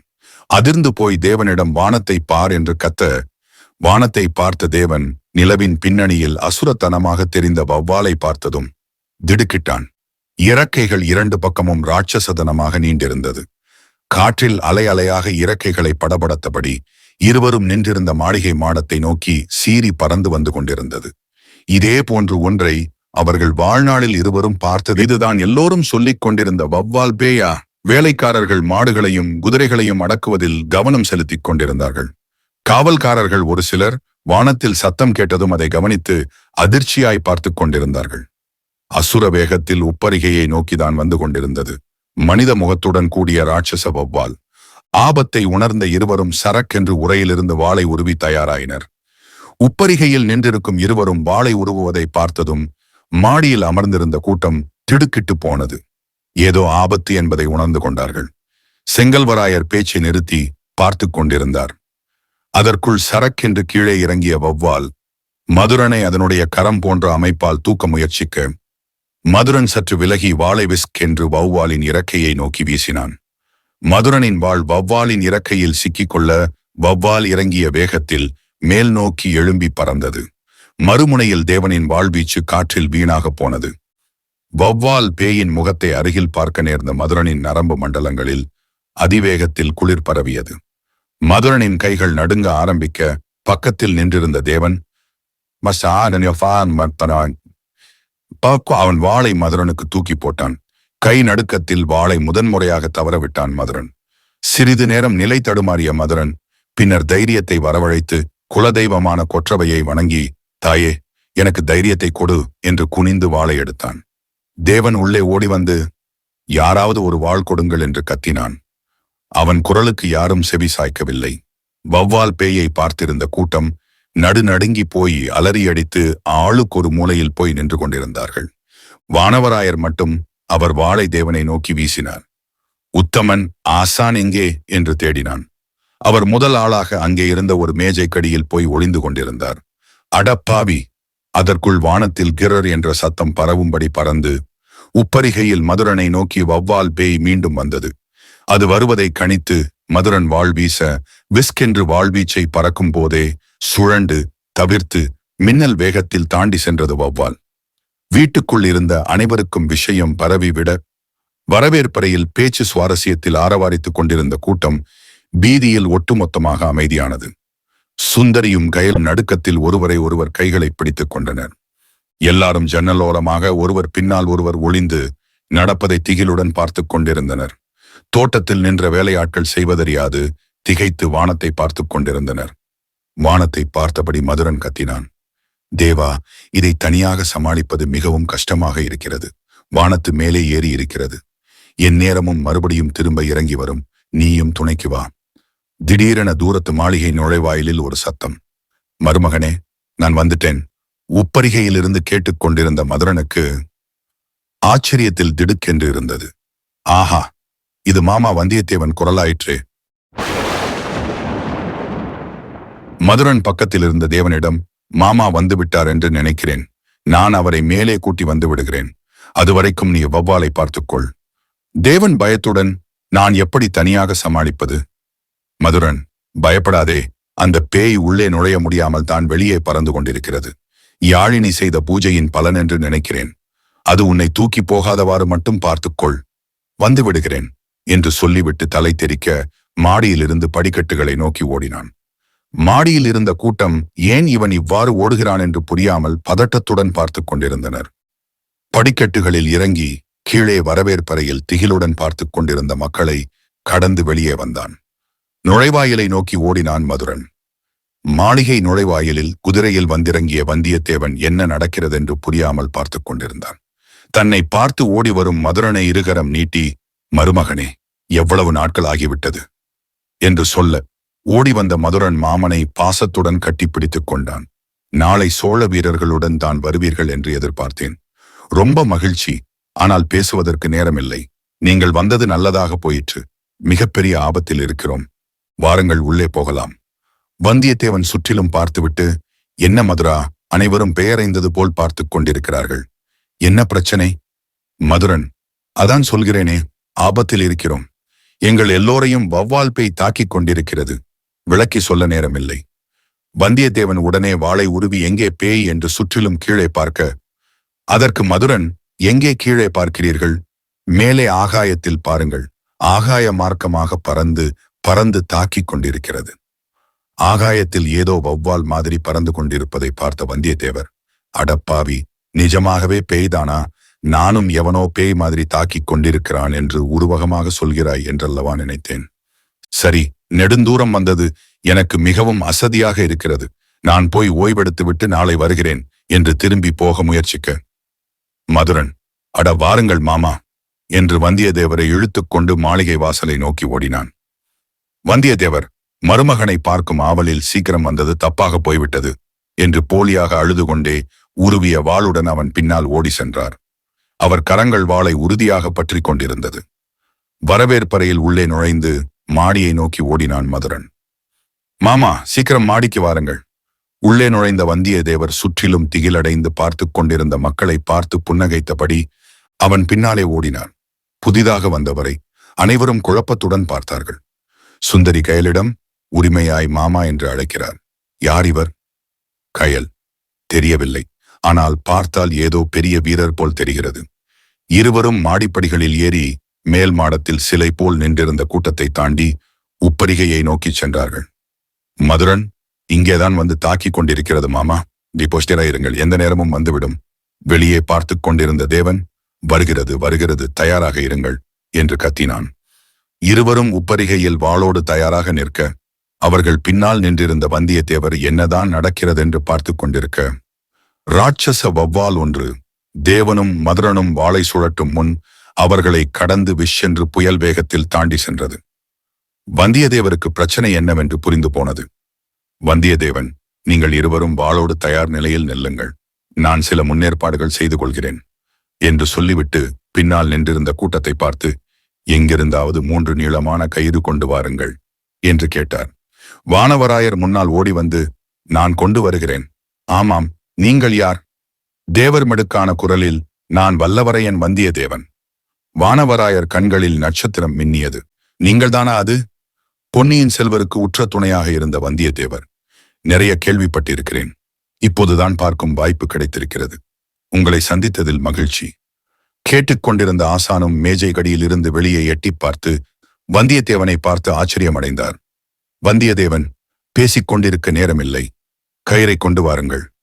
வானவராயர் மாடியிலிருந்து இறங்கி ஓட, மற்ற எல்லாரையும் பார்த்த வந்தியத்தேவன் பின்னோக்கிச் செல்லுங்கள் என்று சத்தமிட்டு அங்கிருந்த தூண்களை பார்த்து வைத்துக் கொண்டார்.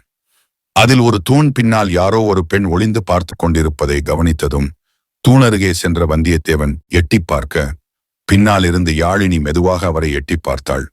யார் இந்த பளிங்கு சிலை? தம்தன தம்தன தம்தன். அவள் இமைகள் படபடவென துடித்ததில் பட்டாம்பூச்சிகள் பறந்தன. இதற்கிடையில் கீழே நின்றிருந்த காவல்காரர்களை பார்த்து மதுரன், எல்லோரும் போய் கிடைக்கும் தீப்பந்தங்களை எடுத்துக் கொண்டு வாருங்கள், நீளமான கம்புகள் கிடைத்தால் நன்றாக இருக்கும், சீக்கிரம் சீக்கிரம் என்று கத்தினான். கீழே நின்று கொண்டிருந்த காவலாளிகள் ஆளுக்கொரு பக்கமாக தீவர்த்திகளை எடுக்க ஓடினார்கள். மதுரன், எங்கே போய்விட்டது இந்த வௌவால்? காணவில்லை. சுற்றிலும் பார்த்து கொண்டிருந்த தேவன், தெரியவில்லை, மேலே ஏறியிருக்கிறது, எந்த நேரமும் வரலாம். கம்புகளும் தீப்பந்தங்களும் எடுத்துக்கொண்டு வந்தவர்களிடம் மதுரன், கம்புகளில் தீப்பந்தங்கள் கொளுத்திக் கொண்டு அந்த பேய் மறுபடியும் வரும்போது அதன் மேல் தீப்பந்தங்களை காட்டி விரட்ட முயற்சியுங்கள். கம்புகளில் பந்தத்தை கொளுத்திக் கொண்டு அனைவரும் தயாராகிக் கொண்டிருந்தார்கள். தேவன், மாமா எங்கே? ஆளை காணவில்லை. தூணுக்கு பின்னால் இருந்து எட்டி பார்த்து கொண்டிருந்த யாழினி, நீங்கள்தான் வந்தியத்தேவரா? எவ்வளவு நாளா உங்களை பார்க்க ஆசைப்பட்டேன். ஐயையோ, நான் என்ன செய்வேன்? இந்த சூழ்நிலையிலா உங்களை பார்க்க வேண்டும் என்று அனல் பெருமூச்சு ஒன்று வெளியேற்றி பரவசமானாள். வந்தியத்தேவன், அறிமுகம் செய்து கொள்வதற்கு எந்த சூழ்நிலை இருந்தால் என்ன? போர்க்களத்தில் இதே மாதிரி சூழ்நிலைகள் 1000 பார்த்தவன் நான். யாழினி இமை சிறகுகளை மேலும் படபடவென அடித்துக்கொண்டு, இருந்தாலும் இந்த சூழ்நிலை வேறு. எல்லோருமே இந்த பைசாசத்தினால் உயிருக்கு ஆபத்தான சூழ்நிலையில் இருக்கிறோம். என்ன நடக்குமோ தெரியாது. உங்களையும் ஆபத்தில் இழுத்து விட்டு விட்டோம். தலை பத்திரம் என்றாள். வந்தியத்தேவன், உயிர் உங்களுடையது தேவி. யாழினி புரியாமல் பார்க்க, தேவர் சுதாரித்து, இல்லை, உங்களை உயிரை கொடுத்தாவது காப்பாற்றுவேன் என்று சொல்ல வந்தேன் என்றார். இதை யதார்த்தமாக பார்த்த தேவன் கடுப்பாக அவர்கள் இருவரையும் நோக்கி ஓடி வந்து, ஐயோ மாமா, வசனத்தையாவது மாற்றுங்கள், காது வலிக்கிறது. ஒரே வசனத்தை எல்லா பெண்களிடம் சொல்கிறீர்களே, வாருங்கள், நமக்கு வேலை இருக்கிறது என்று தேவரை கையோடு இழுத்து கொண்டு சென்றான். வந்தியத்தேவர் யாழினியை ஏக்கமாய் திரும்பி பார்த்து கொண்டே சென்றார். தேவன், இருங்க இருங்க, பழையாறை போனதும் குந்தவை அத்தைகிட்ட கண்டிப்பா சொல்லுவேன். வந்தியத்தேவர் அவனை கையெடுத்து கும்பிட்டார். இதற்கிடையே வானவராயர் கயிறுடன் வர, வந்தியத்தேவன் முதலில் மதுரன் இடுப்பில் கயிறை கட்டி மாடியில் ஓரத்தில் இருந்த தூணில் கயிறின் மறுமுனையை கட்டினார். அடுத்த கயிறை தேவன் வயிற்றில் கட்டி அதன் மறுமுனையும் அதே தூணில் கட்டினார். 3வது கயிறை வந்தியத்தேவன் உப்பரிகையில் இருந்த சுவரிலேயே கட்டி கீழே தொங்கவிட்டுக் கொண்டார். சுற்றி நின்ற கூட்டத்தினரிடம், 2 கயிறுகளையும் தூணோடு இறுக்கி கட்டியிருக்கிறேன், நீங்களும் உங்கள் பங்குக்கு ஆளுக்கொன்றாக பிடித்துக் கொள்ளுங்கள் என்று சொன்னார். எல்லாம் மின்னல் வேகத்தில் நடந்து கொண்டிருந்தது. வானவராயரும் உத்தமனும் ஆளுக்கொரு கயிறை பிடித்துக் கொண்டார்கள். பின்னர் வந்தியத்தேவன் மதுரனிடம், இனிமேல் அந்த வௌவால் உங்களை தூக்கிக் கொண்டு போக முடியாது.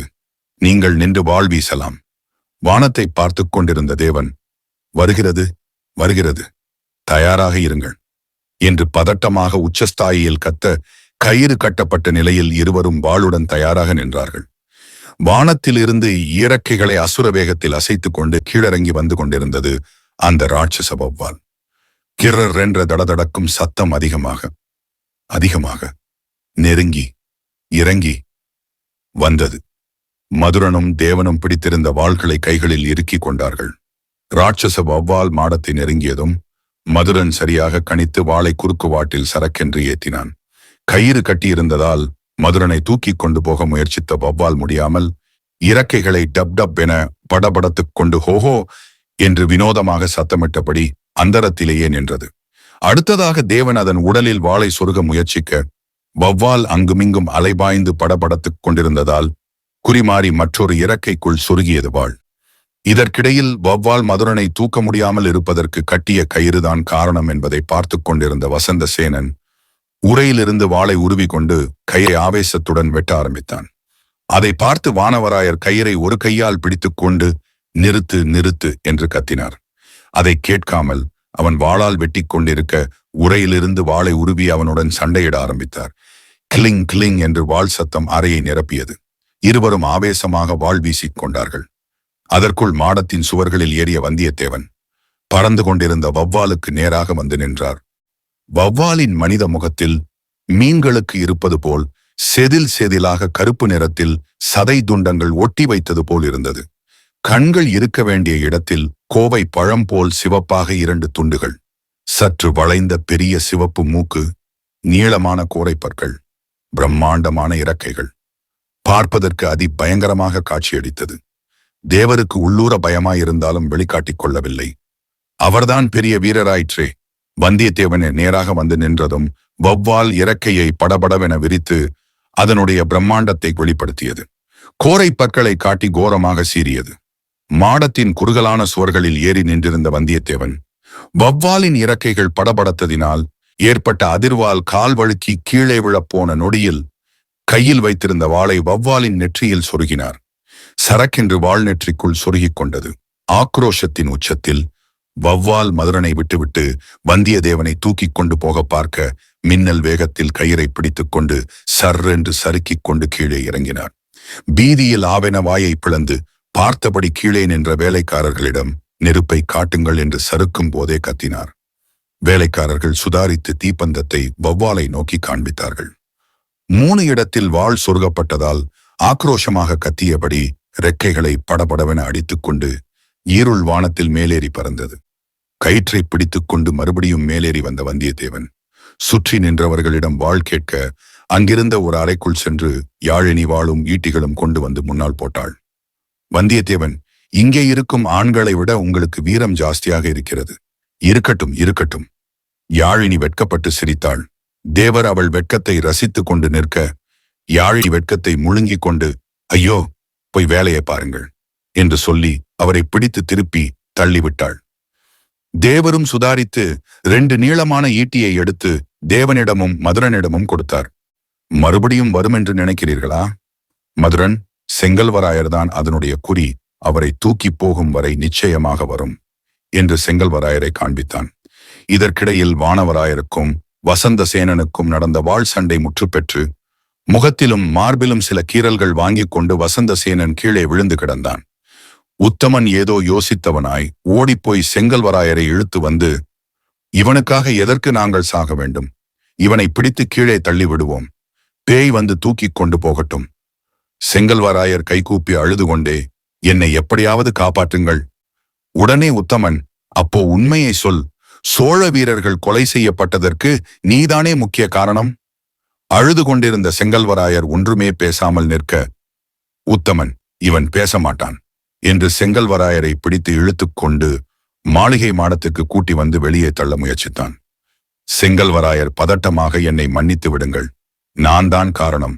நான் சொல்லித்தான் சோழ வீரர்கள் கொல்லப்பட்டனர். நான் அவமானப்பட்டது தாங்க முடியாமல் உணர்ச்சி வேகத்தில் கோபப்பட்டு அவ்வாறு செய்துவிட்டேன் என்று கத்தினார். அவர் உண்மையை ஒப்புக்கொண்டதும் உடனே அங்கே நின்று கொண்டிருந்த குலசேகரரும் திருவரங்கனும் மாளிகையை விட்டு கீழே ஓட முயற்சித்தனர். மதுரன் கீழே நின்றிருந்த வேலைக்காரர்களை பார்த்து, ஓடி வருவர்களை பிடித்து கட்டுங்கள் என்று கத்தினான். ஓடி வந்த குலசேகரரையும் திருவரங்கனையும் வேலைக்காரர்கள் சிறிது நேரத்திலேயே சூழ்ந்து மடக்கி பிடித்தனர். இருவரையும் அங்கிருந்த மரங்களில் கட்டி வைத்தனர். மதுரன் உத்தமனை அருகில் அழைத்து அவன் காதில் ஏதோ கிசுகிசுக்க உத்தமன் மாடிப்படிகளில் இருந்து கீழே இறங்கி வரவேற்பறையில் நுழைந்தான். மாடியில் நின்ற யாழினியும் ஆசானும் அடுத்தது என்ன செய்யப் போகிறான் இவன் என்று அவன் போவதை பார்த்து கொண்டிருந்தனர். மூவரும் மறுபடியும் கயிறை கட்டிக்கொண்டு தயார் நிலையில் நிற்க செங்கல்வராயர் மாடியில் ஒரு ஓரமாக தலைகுனிந்து நின்று கொண்டிருந்தார். கீழே சென்ற உத்தமன் முல்லையை தரதரவென இழுத்துக்கொண்டு மாடிக்கு வந்தான். பின்னாலேயே தாசப்பனும் ஆறுமுகமும் வந்தார்கள். வானவராயர் பதட்டமாக, ஏன் என் மகளை இழுத்துக் கொண்டு வருகிறாய்? கையில் வைத்திருந்த குப்பியை எடுத்து காட்டினான் உத்தமன். இதை வைத்துதான் இவளும் வசந்தசேனனும் இன்னும் ஒரு சில பேரும் சேர்ந்து வௌவால் பேயை வரவழைத்து ராயர் குடும்பத்தை கொலை செய்து கொண்டிருக்கிறார்கள். மேற்கொண்டு குப்பியில் என்ன இருக்கிறது, என்ன சமாச்சாரம் என்று நான் பின்னால் சொல்கிறேன் என்றான். முல்லை ஒன்றும் பேசாமல் கைகட்டி நின்று கொண்டிருந்தாள். வானவராயருக்கு ஏதோ தப்பு நடந்திருக்கிறது என்று புரிந்து போனது. இருள் வானத்தில் மறுபடியும் ஏதோ கிர்ரென்று சத்தம் கேட்க பார்த்து கொண்டிருந்த தேவன், வருகிறதென்று நினைக்கிறேன், தயாராகுங்கள் என்று எல்லாருக்கும் கேட்கும் விதத்தில் கத்தினான். கீழே விழுந்து கிடந்த வசந்தசேனன் முல்லைக்கு கஞ்சாடை காட்ட அவள் இடுப்பில் இருந்த கத்தியை எடுத்துக்கொண்டு செங்கல்வராயரை தாக்குவதற்காக ஓடினாள். வானவராயர் ஓடிப்போய் அவள் குத்தும் முன் கைகளை பிடித்து தடுக்க, விடுங்கப்பா என்று கத்தி திமெறி கொண்டிருந்தாள். செங்கல்வராயர் நடுநடுங்கி போய் ஓரமாக உட்கார்ந்து விட்டார். வசந்தசேனன் மறுபடியும் துள்ளி எழும்பி கயிறை வெட்ட ஆரம்பித்தான். அதை பார்த்த தாசப்பனும் ஆறுமுகமும் அவன் மேல் பாய்ந்தார்கள். புயல் வேகத்தில் வந்த வௌவாலை பார்த்ததும் மதுரன் அதிர்ந்து போனான். தேவா, நாம் சொருகிய எந்த வாள்களையும் காணவில்லை. எல்லாவற்றையும் எடுத்து போட்டுவிட்டு தெம்பாக வருகிறது. இதை அழிக்கவே முடியாது போல் இருக்கிறது. மறுமுனையில் நின்ற வந்தியத்தேவன், முடியாது என்ற பேச்சே இருக்கக்கூடாது. இந்த தடவை விடக்கூடாது, அது கண்ணிலேயே ஏத்துங்கள் என்று கத்தினார். வசந்தசேனன் மேல் பாய்ந்த தாசப்பனும் ஆறுமுகமும் அவன் கயிற்றை வெட்டாமல் பிடித்து இழுத்து கொண்டிருக்க உத்தமன் குப்பியை திறந்து மிச்சமிருந்த திரவத்தை வசந்தசேனன் மேல் கடகடவென ஊற்றினான். வசந்தசேனன் கட்டிடம் அதிரும்படியாக சிரித்து, திரவத்தை என் மேல் ஊற்றினாலும் என்னை எதுவுமே அந்த பேய் செய்ய முடியாது என்று கொக்கரித்தான்.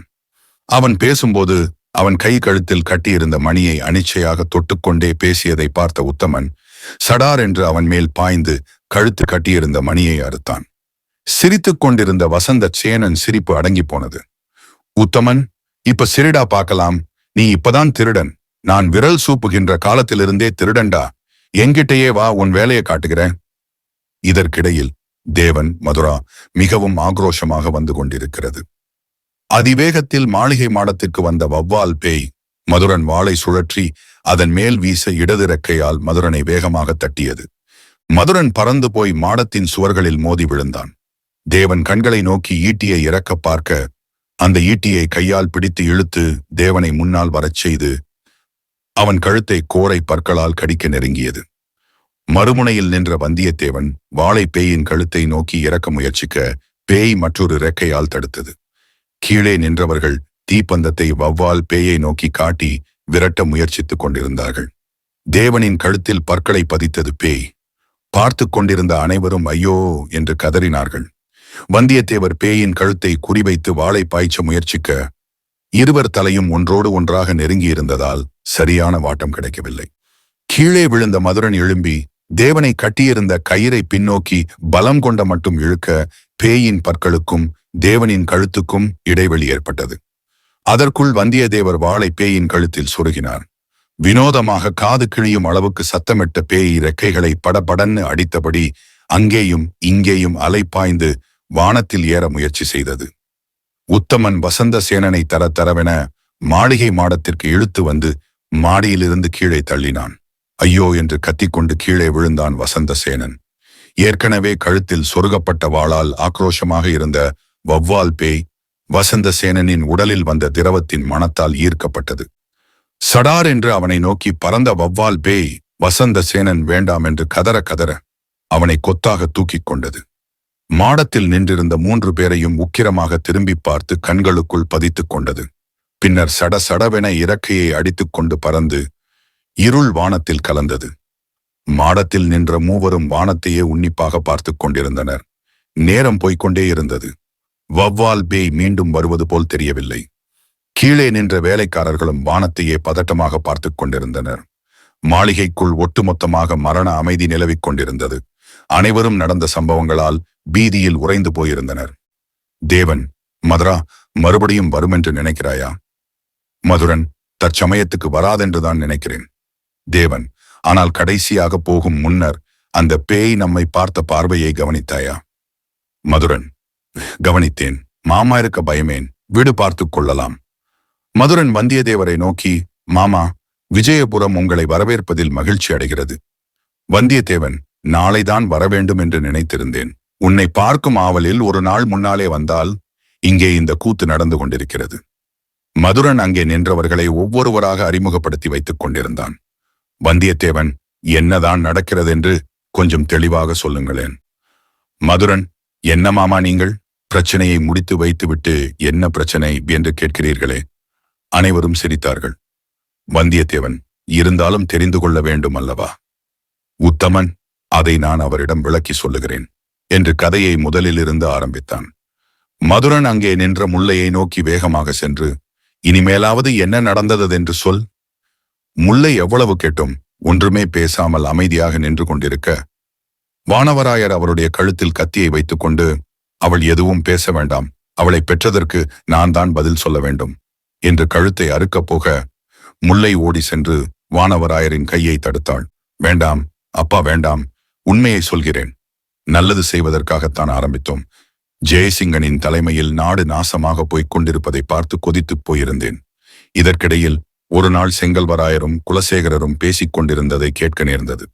கோட்டையில் இருந்த சோழ வீரர்களை அவர்கள் விஷம் வைத்து கொன்ற விஷயத்தை எதேச்சையாக நான் கேட்டேன். பேசும்போது மாடி சுந்தரியும் கயலும் வர அவர்களை பார்த்து கொண்டே முல்லை தொடர்ந்தாள்.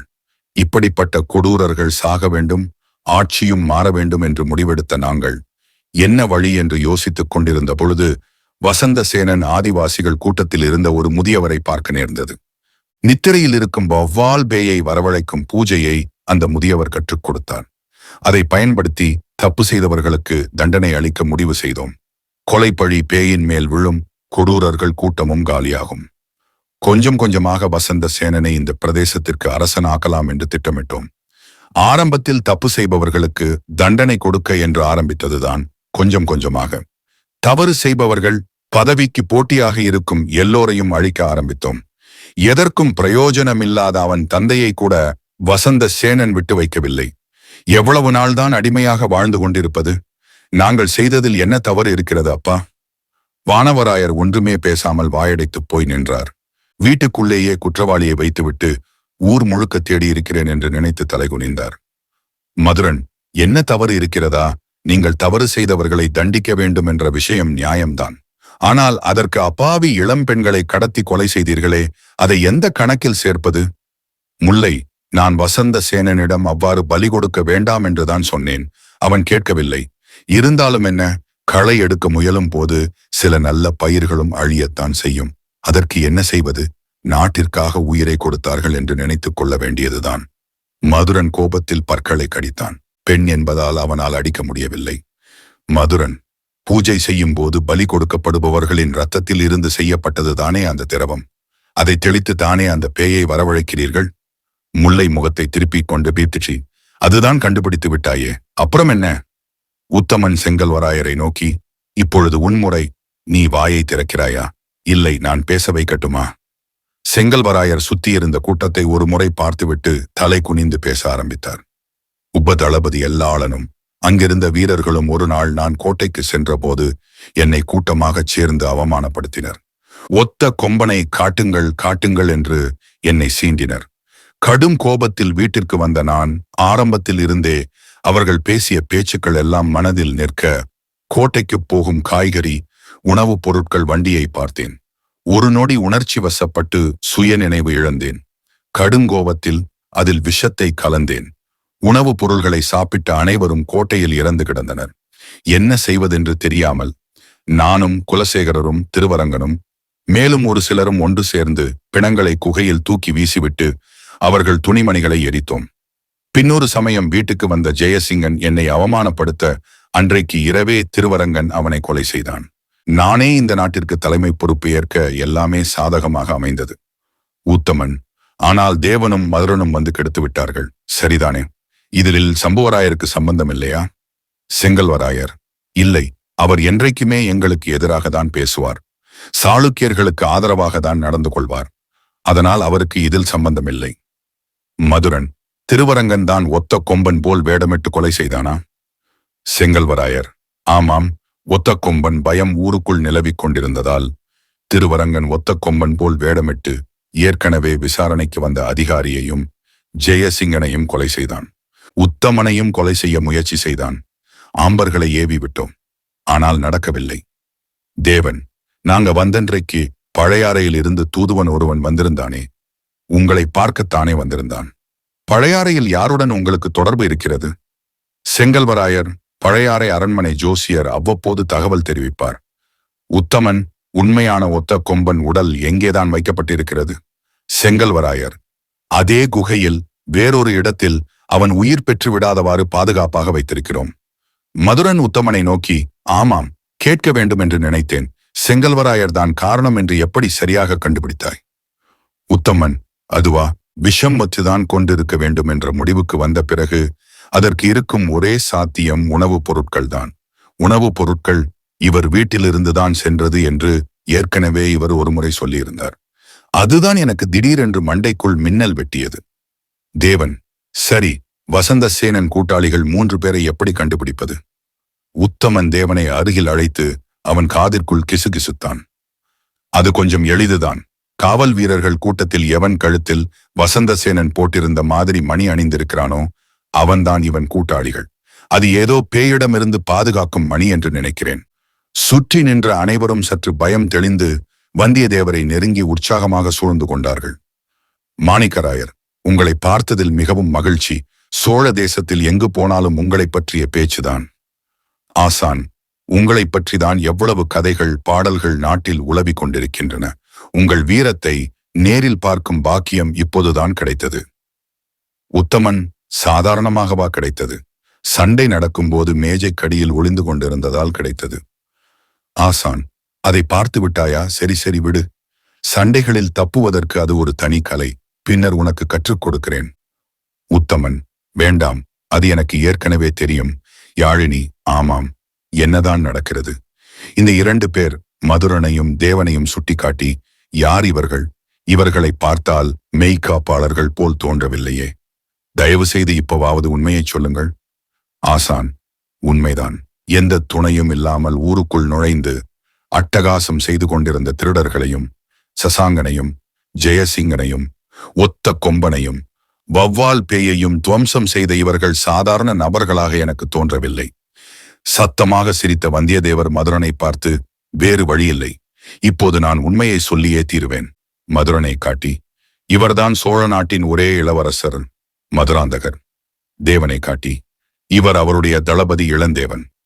கேட்டுக்கொண்டிருந்த அனைவருக்கும் ஆச்சரியத்தில் வாய் பிளந்தார்கள். அதிர்வலைகள் அந்த மாளிகை முழுவதும் பரவியது. வந்திருந்த கூட்டத்தினர், வெளியே நின்ற காவல்காரர்கள் அனைவரும் மாடிக்கு வந்து அவர்கள் இருவரையும் எட்டி பார்த்து ஆச்சரியமாய் கிசுகிசுவென பேசிக் கொண்டனர். சுந்தரி அதிர்ச்சியில் உறைந்து போய் நின்றாள். கயல் தேவனை வைத்த கண் வாங்காமல் பார்த்து கொண்டிருந்தாள். வானவராயர் மதுரனிடம், தயவு செய்து என்னை மன்னித்துக் கொள்ளுங்கள், நீங்கள் இளவரசர் என்று தெரியாமல் பேசிவிட்டேன். மதுரன், தெரியாமல் தானே பேசினீர்கள், அதை நான் பெரிதாக எடுத்துக்கொள்ளவில்லை.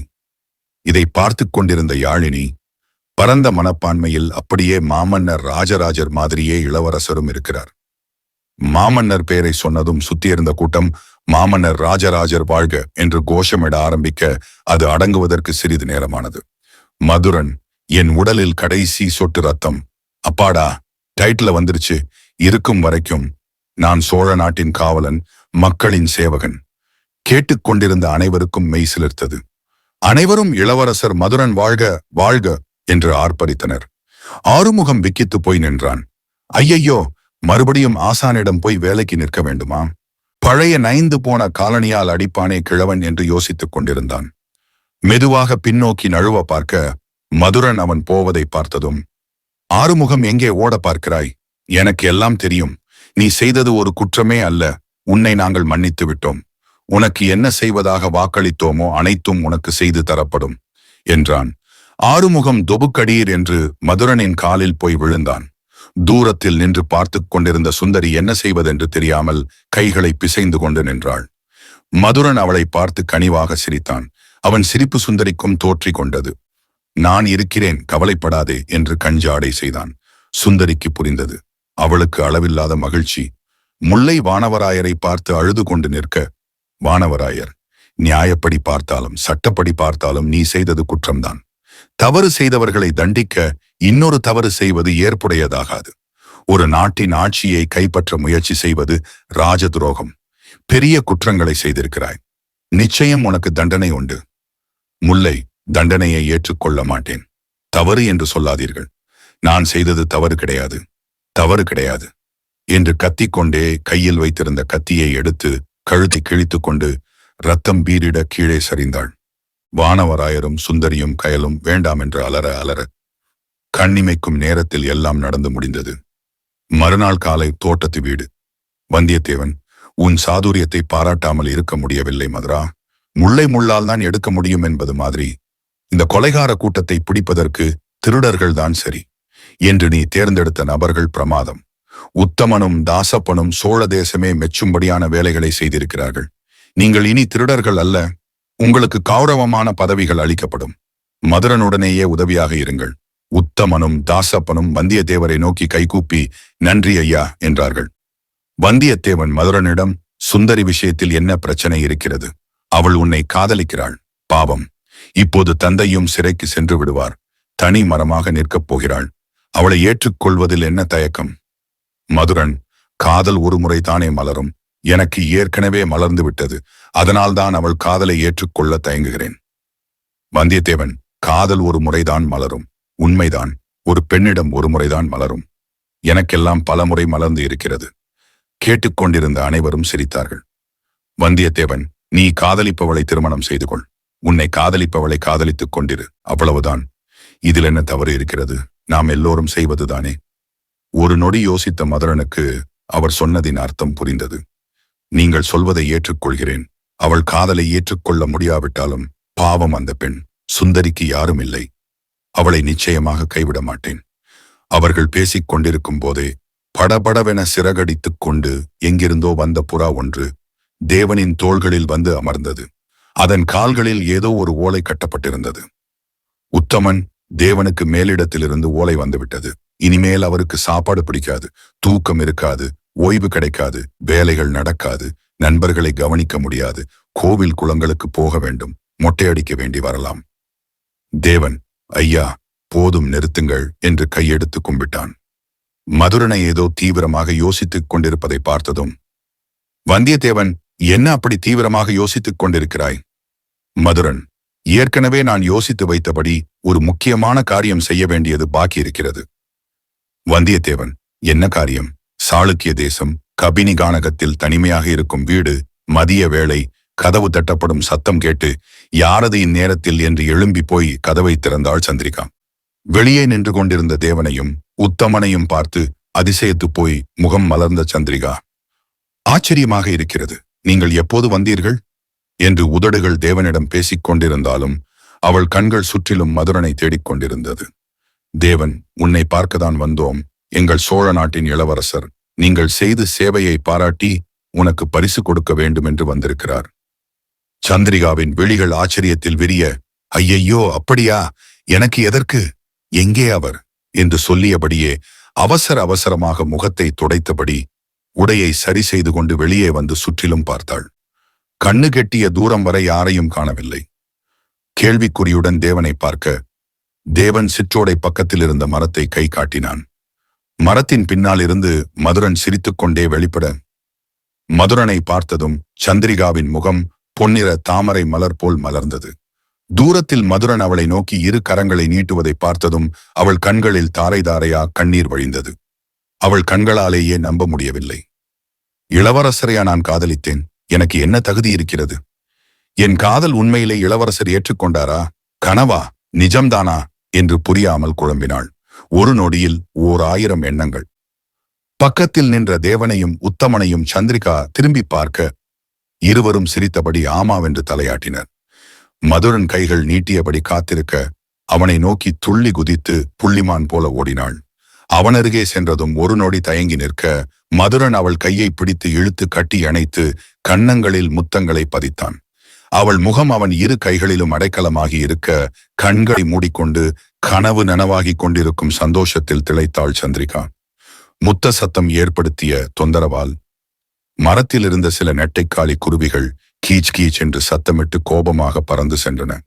2 நாட்களுக்குப் பிறகு கபினி மலை கோட்டைக்கு கீழே இருக்கும் குகை. தலைப்பாகை அணிந்து முகத்தை மறைத்துக் கொண்டிருந்த உருவம் தீப்பந்தத்தை பிடித்துக்கொண்டு குகைக்குள் வெறியுடன் சென்று கொண்டிருந்தது. ஒவ்வொரு இடமாக பார்த்து கொண்டே மெதுவாக முன்னேறியது. கண்களிலே கோபக்கனல். சில நாழிகை தேடுதலுக்குப் பிறகு அந்த குகை பாதையில் மறைவான பகுதியில் போலியாக அமைக்கப்பட்ட பாறை போன்ற அமைப்பை கண்டுபிடித்து பக்கவாட்டில் தள்ளியது. சிறிய வழி தென்பட அதனுள்ளே நுழைந்த அந்த உருவம் கருங்கற்களை குடைந்து செய்யப்பட்ட அறைக்குள் நுழைந்தது. தீப்பந்தத்துடன் உள்ளே நுழைந்ததும் இருள் சூழ்ந்திருந்த அறை வெளிச்சமானது. உள்ளே ஒரு நீளமான பெட்டியும் அதை விட்டு சற்று தள்ளி கல் போன்ற மேடையில் ஒரு சிறிய பெட்டியும் காணப்பட்டது. நீளமான பெட்டியை சுற்றி சங்கிலியால் பிணைக்கப்பட்டு அதில் உள்ள பூட்டில் நிறைய கருப்பு சிவப்பு கயிறுகள் கட்டப்பட்டிருந்தன. பெரிய திரிசூலம் ஒன்று அதன் மேலே வைக்கப்பட்டிருந்தது. சிறிய பெட்டியின் மேலே வித்தியாசமான படம் ஏதோ வரையப்பட்டு புரியாத மொழியில் ஏதோ எழுதப்பட்டிருந்தது. கீழே கிடந்த கல்லை எடுத்து பெட்டியை சுற்றியிருந்த சங்கிலியில் போடப்பட்டிருந்த பூட்டை டப் டப் என்று பலம் கொண்ட மட்டும் ஓரிரு முறை அடித்தது. பூட்டு வாய் பிளக்க குப்பென்று வயிற்றை புரட்டும் வாடை பரவ ஆரம்பித்தது. சுத்தியிருந்த சங்கிலியை எடுத்து ஓரமாக வைத்துவிட்டு பெட்டியை திறந்து பார்க்கும்போது உள்ளே பல வருடங்களாக சிதிலம் அடைந்த ஒரு உடல் நைந்து போய் காணப்பட்டது. மேலே வைக்கப்பட்டிருந்த பெட்டியை தூசி தட்டி திறந்து பார்த்தது அந்த உருவம். உள்ளே வாயில் இரத்த கோடுடன் உறைந்த நிலைமையில் கண்களை மூடியிருந்த கற்க கொட்டிகன் தலை இருந்தது. தலையை மெதுவாக வெளியே எடுத்து பெட்டியில் இருந்த உடலுடன் பொருத்த கிழக் என்று உடலுடன் போய் ஒட்டி கொண்டது. பின்னர் வளைகள் அணிந்த கையை தலைக்கு நேராக நீட்டி கொண்டு வந்திருந்த கத்தியால் கையை கிழித்தது. கையிலிருந்து ரத்தம் தலைமேல் டப் டப் என்று சொட்ட சொட்ட பெட்டியில் இருந்த உடலில் வினோதமான ரசாயன மாற்றங்கள் ஏற்பட துவங்கியது. உடல் தோலின் நிறம் கொஞ்சம் கொஞ்சமாக மாறத் துவங்கி சுருக்கங்கள் கண்முன்னே மறைய துவங்கியது. வாயில் வழிந்து உறைந்திருந்த ரத்தம் மறுபடியும் வாய்க்குள்ளேயே செர்ரென்று சென்றது. குகைக்குள்ளே கரகரவென ஏதோ ஒரு வினோதமான சத்தம் மெதுவாக ஆரம்பித்து உச்ச சதாயியில் கேட்க துவங்க மூடியிருந்த கற்க கொட்டிகனின் கண்கள் மூர்க்கத்தனமாக திறந்தன. முற்றும். ஆனால் சோழனின் வலம் தொடரும்.